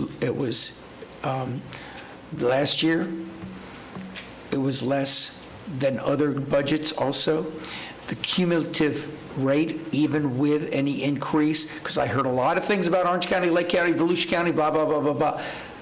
Increase, the total millage in Seminole County is less than any of them, even with the increase. Is that a fact, Mr. Jex? Say yes or no. Say it loudly, yes or no. No. Say it loudly, yes or no. Yes. Yes, it is. Somebody can say no. You can say it. It's not true. Can we pull up a visual on that so that there's not a, we did this in the first budget meeting where we went through the neighboring counties. I think it's worth that. Yes, and that's great. All I'm trying to say is, folks, we are trying. We will continue to try. As I said, I've been in a lot of positions.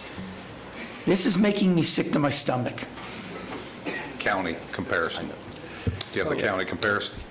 Yeah, go ahead and put The that millage up. comparison, excuse me. Yes. Like that's what. The question I asked you, and And you I said yes, and that, fine, okay, that Check, I believe Commissioner Her. Lake might be, Okay, Lake is the only one I that's think Lake lower. is the only one, but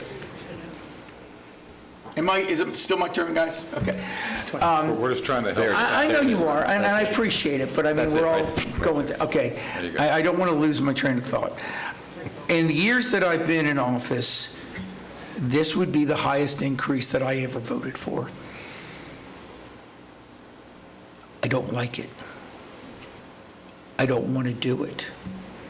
And if there's any chance that I don't have to, if there's any chance that the ensuring that this county is making sure that it's paying for itself for not only today's needs but the future needs, I will find every way I can to lower whatever tax increase we have right now. That's a pledge. I will make that pledge. I'm not saying I don't think the others, I'm sure that would say the same thing, but I'm not speaking for them. I'm speaking for myself. I would do that. Did you bring it up? Okay, good. So I want you to see that. I want you to remember 1.1% this year. We have been living off of reserves for a while. But I don't think any one of you have not had an increase in your salary in the last 17 years. If you haven't, I'm sorry for you. I really am. You're in the wrong profession. We have not had an increase in the ad valorem in Seminole County in 17 years. I don't like this. I believe hopefully we can still find cuts that will be able to reduce the increase of our ad valorem. And I agree with every one of them that, our constitutionals are doing the same thing and might have to continue to do the same thing as we go over the next 2 weeks. Because again, this has to be shared sacrifice. So I'm going to vote for this tonight to move on, but I am pledging to you that I will look for every single cost cut that I possibly can over the next thing. Mr. Celery, how many times have you and I talked over the last couple of days? 3, 4, 5 times? Yes, I'm working with the people that have come up here that feel that they have legitimate cuts. Not just throwing numbers out, but legitimate cuts. I will look at them, and I will talk to them. One of my former aides, everybody knows who American for Prosperity is? One of my former aides was president of American for Prosperity. I'm talking and working with him and trying to find cuts in this budget. As I said with Mr. Jex and Mr. Gray. But please understand, there is not one person here that is not feeling ill about having to look at these increases. But I will also tell you this.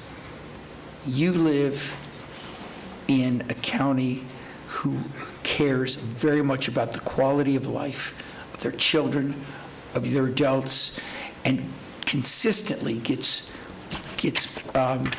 ranked as the number one place to live, the number one place to work, the number one place to raise a family. And by the way, I just want to say, the reason that it's not that we have less children, we have less children going to public school. They're going to private schools, and they're going to charter schools.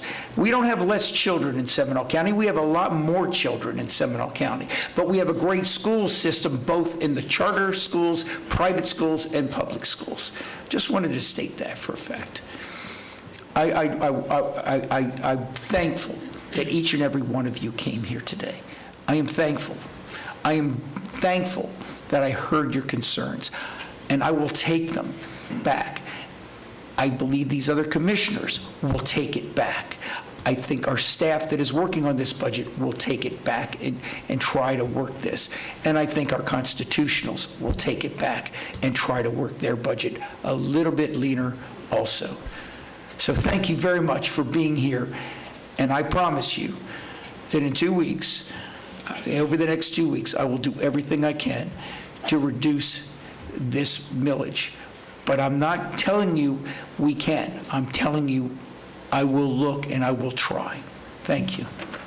Thank you, Commissioner. The chair has passed the gavel to me. He's using the restroom. I don't know why I felt compelled to tell you that, but I thought it would give you a little break in the news. And here he comes back. I talked long enough that you can come back, okay? There you go. We were concerned I might actually govern a meeting. Please. I'll pass it back to you. Commissioner Constantine has cut his time back a completed. little? He's completed. You're back. All right, who else has it? Commissioner Lockhart? Sick to your stomach is a good word for it. And it's not because I'm afraid of the decision that has to be made, because philosophically, fundamentally, I'm committed to keeping the taxes in Seminole County as low as they can possibly be and delivering the best services we can possibly deliver. But this isn't a philosophical decision, this is a practical decision, and it's based on facts. And it's also based on unknown. And we are operating in a very different environment than we were operating in even a year or two ago. Somebody made a comment that we were blaming the sheriff or blaming someone or using him as a scapegoat. And I want to say the sheriff is here tonight, and he's here tonight as a partner with us. We rely heavily on the services that he and the men and women of his operation provide. And fundamentally, local government exists to provide public safety, not just the sheriff, but fire, EMS, emergency management, roads and stormwater. If you've ever been in a situation with our storms recently, roads and stormwater is a part of our public safety operation. So everyone can have a difference of opinion to a degree about what an essential service is, and we can debate other types of economic development projects, I suppose. Those are definitely worthy discussions, and people can have varying degrees of opinions about that. But that's not what this budget decision is being based on this year. We are talking about the meat and potatoes of delivering public safety and keeping public safety alive and well in this community. And so let me tell you about the unknown. So the unknown became very, very clear in no uncertain terms at our Board of County Commissioners meeting yesterday when we had a conversation about Senate Bill 180, which has been just enacted from Tallahassee. It's supposed to be a public safety bill, an emergency management bill. And through the discussion, what our emergency manager shared with us is that we still, in local government, in the entire state of Florida, and likely in the entire country, do not have a firm understanding of what support mechanisms our local communities will have in case of a hurricane or some other disaster. And I had asked Tim if he would be willing to pull together some numbers of what we have spent from our reserves over the years on natural disasters in this community. If you were here in 2004, if you were here for Irma, if you were here even just last year, FEMA doesn't run in and remove stuff. FEMA doesn't repair stuff. This local government and our employees do it along with contractors, and then we hope to get reimbursed from FEMA, sometimes years later. So just for purposes of reflection, because none of us has a crystal ball, those are the funds that this county spent from reserves for hurricanes, for those events. 2017 Irma, over $30 million in today's inflation environment. In today's economy, it was $23 million at the time. Adjusted inflation would be $30 million. $15 million former dollars for Hurricane Ian. Today's adjusted inflation, $16 million. Milton was practically a non-event for this county. Practically. Although I was without power for 5 days, but that's a whole different conversation.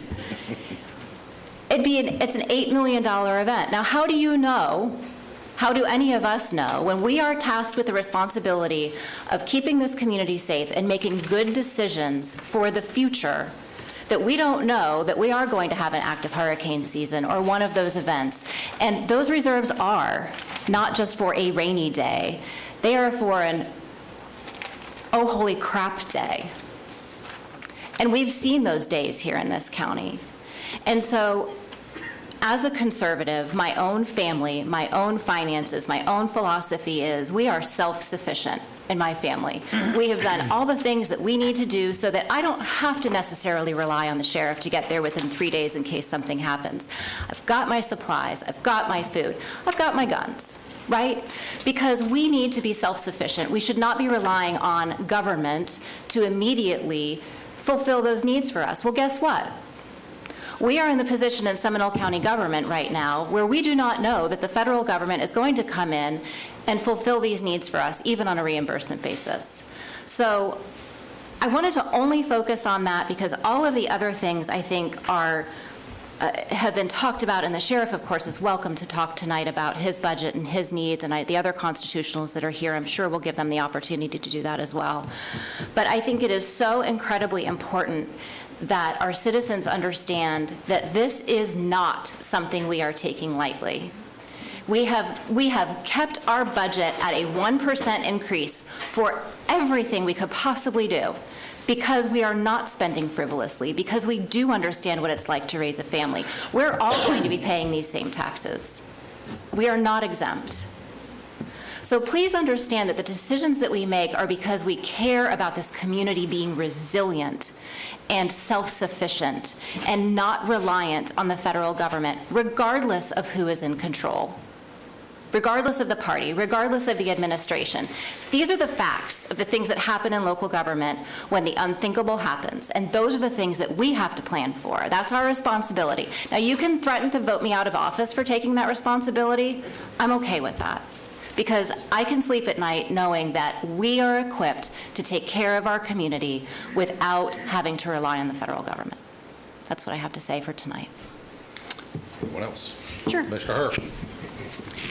So I have not been in government for years and years and years and lived through all of this in the past. But what I will tell you is that my view of this universe is that we need to make this community the safest, the most effective, meaning I can get from point A to point B to work, play, be educated, etc., reasonably, and I can actually raise a family here with kids that get a great education. I don't have to pay for private schools, et cetera, et cetera. That's the American dream that I ran to protect. And a short 5 years into this or so, for the first time in 16 years, we're faced with this raising the millage rate. And as I told you years ago, I kept my day job because I never want to be threatened with, I'm going to vote you out of office and have that mean something. I will vote my mind. I will do the right thing. The reality of this, so I am a note taker. I took copious notes. I have names written down to it. There were a lot of misstatements made today. Tim, I really do want you to put the slide back up of the millage rates in the other counties, because we heard it over and over and over again. Ours is the highest, ours is the highest, ours is the highest. And if you only compare the one line, I probably should tell you I run data analytics for healthcare, so I can make numbers say anything we want them to say, and we all can do that. If you only look across the top line, we look pretty far out of whack outside of Osceola. But if you go down and look, they have other millage rates that they're assessing. Law enforcement is separate. Animal services is separate. Mosquito control is separate. We have all zeros. So you have to look at the bottom, the general fund millage equivalent, and then, hey, look at that, we look pretty good. Lake's beating us. Lake's beating us. That's not good. We want to be competitive with the other counties. So that bugs me that Lake's beating us. So to Commissioner Constantine's point of we're going to work over the next 2 weeks to rectify this, we can't fix this in 2 weeks. My comment in the first budget session was, our time to vote no was when we were spending the money, not now that we have to pay for the things that we have. So we need to remember that as we go forward, and we need to continue to manage the budget under the property value increases that come in without a millage adjustment so that we can get this potentially back. This county has raised millages and lowered millages in its past. So that possibility does exist. But if you look all the way down to the bottom, we're not the highest. And so I have 14 other notes here. A lot of them were not accurate. This is one example of it. The thing that rides around with no driver is a city program. It's not a county program. Kids are moving out. We didn't run a referendum for land preservation. You know what we did? We took it out of the general fund. Yeah. It's in there. We took it out of the general fund. It's roughly 5% of the general fund every year that we're putting aside for land preservation. So a lot of the things that you've asked for, we've done. Make sure that we can get to work. Make sure that the roads aren't congested. Make sure that we bring jobs into the market. Make sure that we have economic development so we can work here and play here. We're doing all of that. Do we love the increase? No. Do I want higher taxes? No. Do I understand the need for it? Yes. Do I think the county manager and his team have done an amazing job? Yes. Do I think the constitutionals have done an amazing job? Yes. Do I think we all have more work to do? Yes. And I think we need to do that in collaboration with citizens that are willing to dig in with us and help us do that. So I will be voting yes tonight. I hate that I have to do that. I hate that I have to do that. But I will do it, because I will vote from my heart and my mind what I think is the best possible thing for this community to keep us safe, healthy, happy. We didn't even talk about clean water. We didn't talk about that. But I will say this. I do reserve the right that when a lot of you guys that come and talk at the 3 minutes, a lot of you I recognize from my first meeting here that lasted until midnight, and often there are lots of asks, I'm going to remind you of tonight. And you should remind me of tonight, too. And we should hold each other accountable to keeping this budget managed. Commissioner Glory. Thank you, Mr. Chairman. This is the time of year that is very sensitive to all of us, and I want to take a different approach, if I may, Commissioners. I want to thank, and I know some of you hinted about it, some a little more than others. Our staff has done a phenomenal job on so many different levels. And it's not just the county manager and Tim Jex, it's the people in Public Works, it's all the directors, it's the people in the rank and file, it's the fire department. Things don't happen in a vacuum here. It takes more than a village. It literally takes an army or an entire county. I also want to thank the entire constitutional officers, all 5 of them. We talk to them in great detail. If you get a chance, please look at the sheriff's presentation. I will tell you, I've seen presentations over the years that is by far the most detailed, the most to say the word detail, it doesn't even go far enough. The sheriff did a phenomenal job showing us why he needs the amount of money that he needs to run the sheriff's department. And then I'm also want to give the sheriff some kudos again, because when he told us exactly how much money he needed, we asked him to go back, and he actually cut another, was it $900,000, Tim? Yes. And so he actually sharpened his pencil again. So Sheriff, thank you much for doing that. And it's not just you as well, because it's also your staff that does that. Your entire staff is phenomenal. And we all work with your staff, as well as the other constitutionals.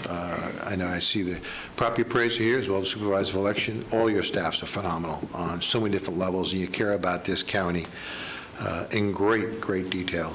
I've seen many of not just our staff, but the constitutional staff's work nights, weekends, and it just goes in great detail. It's not an easy decision. If we vote for or against, please don't look negative on any one of us that vote for. And if you're against the budget, please don't look any of us for us that are against the budget, because this is a good budget as a whole.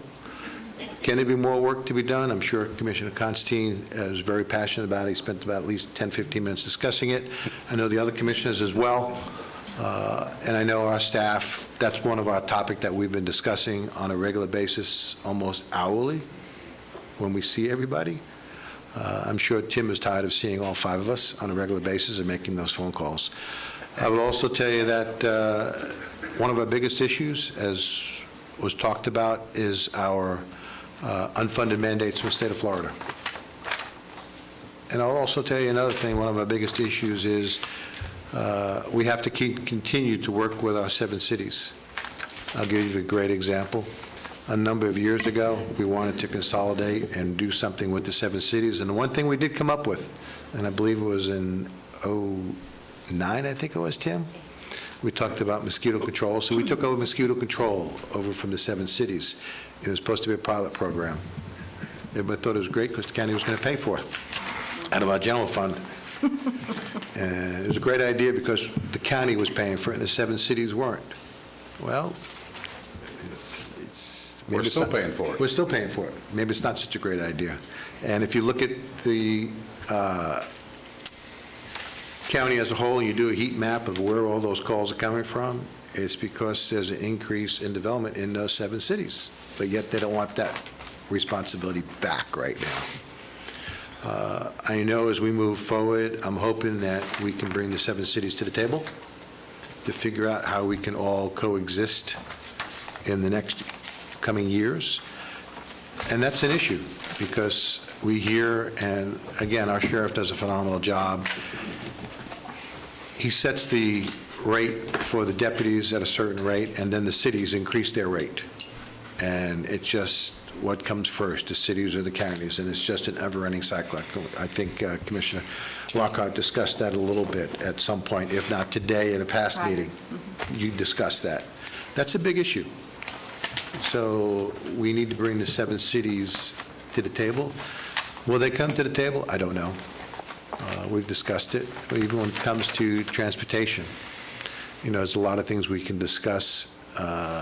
And I'll also tell you that some of the comments I've heard today, and I know Commissioner Herr talked about the driverless vehicles, that's not ours. Well, tourism, the tourism tax is paid by the hotel bed tax. That's not property tax.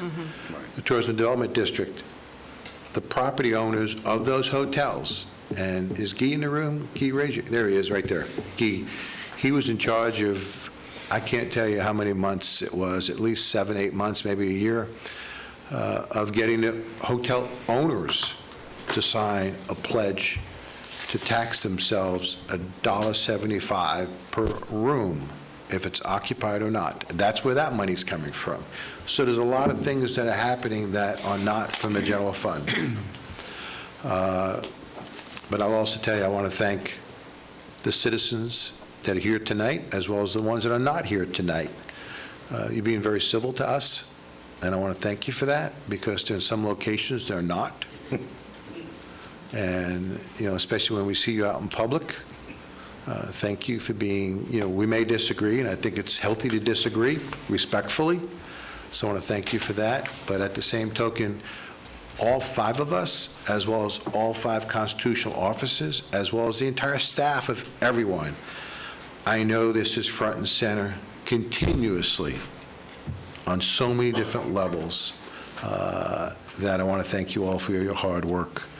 I don't want to be going on and nauseam and repeating myself, as the chairman didn't want you to repeat yourself. I'm not going to repeat myself. A lot of hard work, and I can tell you, no matter what we decide, there's even more hard work in the next coming years to continue to cut this budget and to do what a wonderful job that people want us to do. Mr. Chairman, that's the end of my comments. Thank you, and I'll try to wrap this up and get to the board action. I think I said it in the first budget hearing. What is it to be fiscally conservative? Is it to only increase taxes when it's necessary, or increase it before it's necessary? And again, I think what has not been said here tonight, and I'll go ahead and say it, this county received almost $80 million of federal money during the COVID pandemic. And I think it was Commissioner Lockhart and I at the time, when our staff brought this to us, the federal government's sending us 79 point so many millions dollars, being fiscally conservative, we said, can we refuse it? Why would you want to refuse it?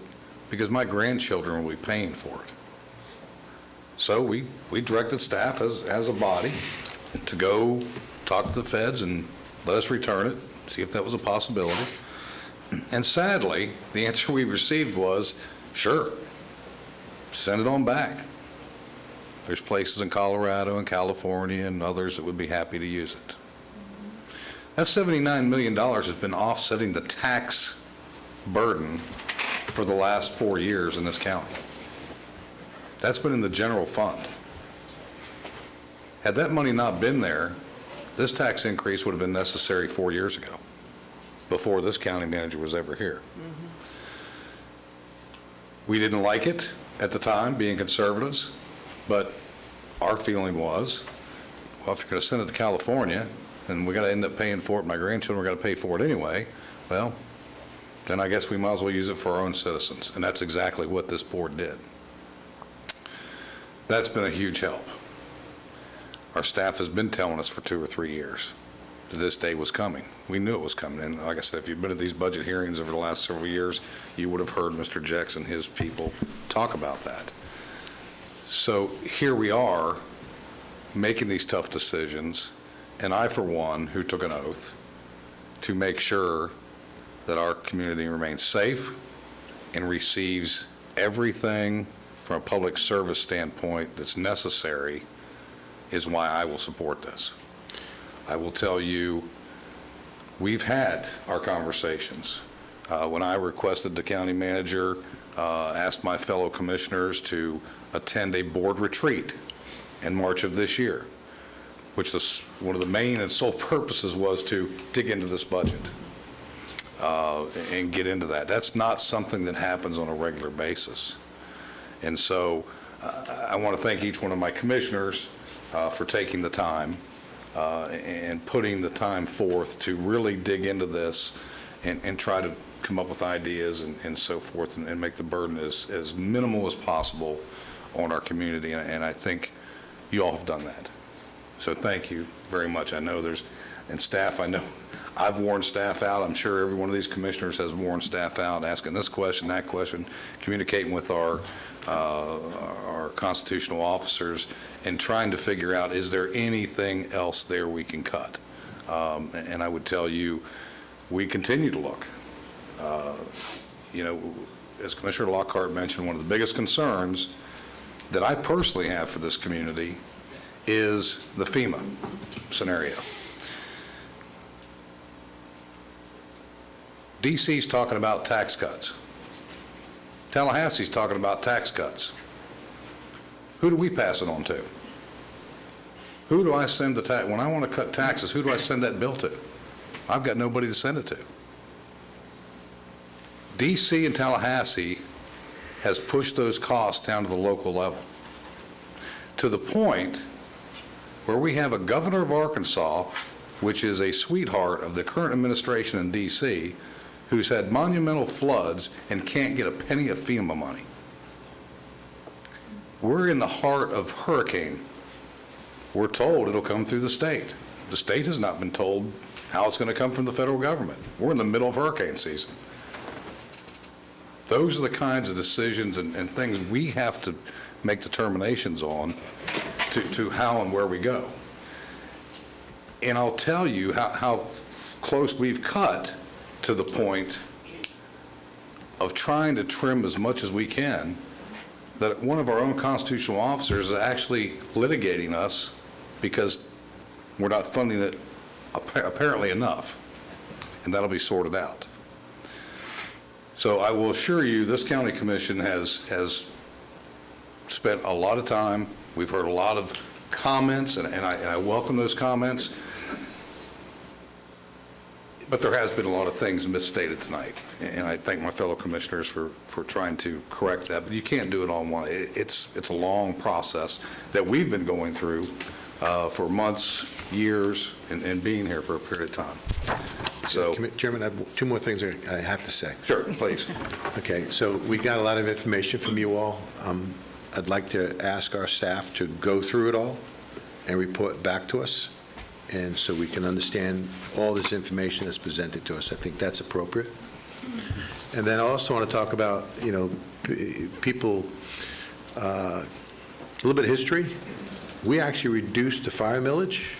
Was that 2013 or 12, Tim? I'm not sure. I think it was 13. Then we increased it, then we reduced it. So we do raise millages up and down. And so, we may be raising the millage rate this year, and hopefully we reduce it next year. But we've done that with the fire millage once or twice that I know of.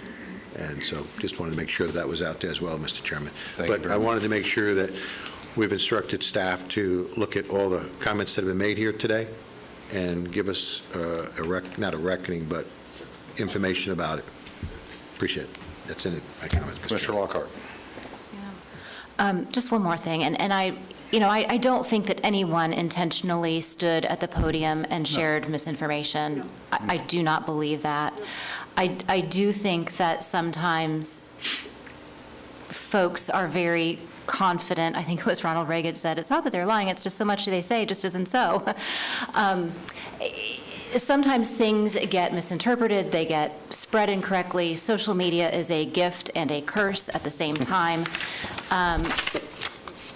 Our team has absolutely nothing to hide. We will share with you every bit of information, every bit of data, down to the line item of every budget. And there were just some things that were said that if they were true, I would be mad about them too. And one of the things that I think, there was an implication that, somehow we passed the sales tax and now it was a gotcha. But the reality is sales tax, just so we're super clear, sales tax cannot be used to pay sheriff's deputies.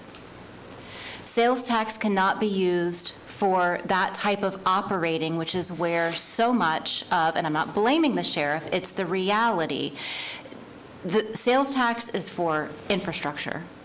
It is not for salaries.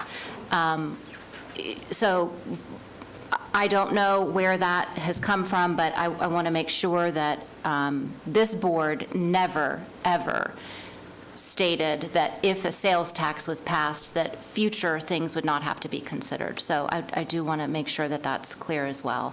Would it be worthy of maybe taking down some of the most commonly stated things and maybe doing a myth versus fact or an FAQ that we can put on our website, or so it can be shared on social media? Because while I don't want to continue to spread misinformation, the lack of correction makes it seem, silence is consent. And so if I was someone who was here tonight and I said something that was misstated and no one corrected me, I would assume that meant it was true. And so and there's also a danger when you're sitting up here that if you were one of those people that said something and then we corrected it, then you feel like it's this combative, like us versus you thing, and that's not what it is. We just want to make sure everyone has all of the facts. We can have we can have disagreements all day long, but facts are important. So I'd like you to consider that as well if possible, if the board's amenable. Thank you, Commissioner. All right, if there's nothing else, I will look for direction. The first direction I'm looking for is adoption of 25-26 tentative millage rates as presented. Mr. Chairman, I move the adopt the fiscal year 25-26 tentative millage rate as presented. Second. Motion second. Any further discussion? Seeing none, all those in favor? Aye. Opposed? Aye. Next, I'm looking for direction on adoption of the 25-26 tentative budget as adjusted of $1,215,087,959.00. Chairman, I'll move motion number 2 on the budget. Second. Motion is second. Any further discussion? Seeing none, all those in favor? Aye. Opposed? Carries unanimously. Okay, I want to remind the public that we do have a second and final public hearing to adopt the millage and the budget. It'll be scheduled for Tuesday, September 23rd, 2025 at 5:30 right here in these chambers. Before we adjourn, I want to make sure that, again, we thank each and every one of you for showing up tonight. It's very important to us that we hear from the public, whether you were in favor or not in favor. As Commissioner Lockhart put it, there's no adversarial scenario here. If you need information, ask any of us for it. We'll make sure that you get it, and we'll make sure you get the proper information. And hopefully our PIO department will dig into putting the myth versus truth thing together. So that'd be wonderful. With that said, anything else for the good of the order? Seeing none, we'll be adjourned. Thank you all very much.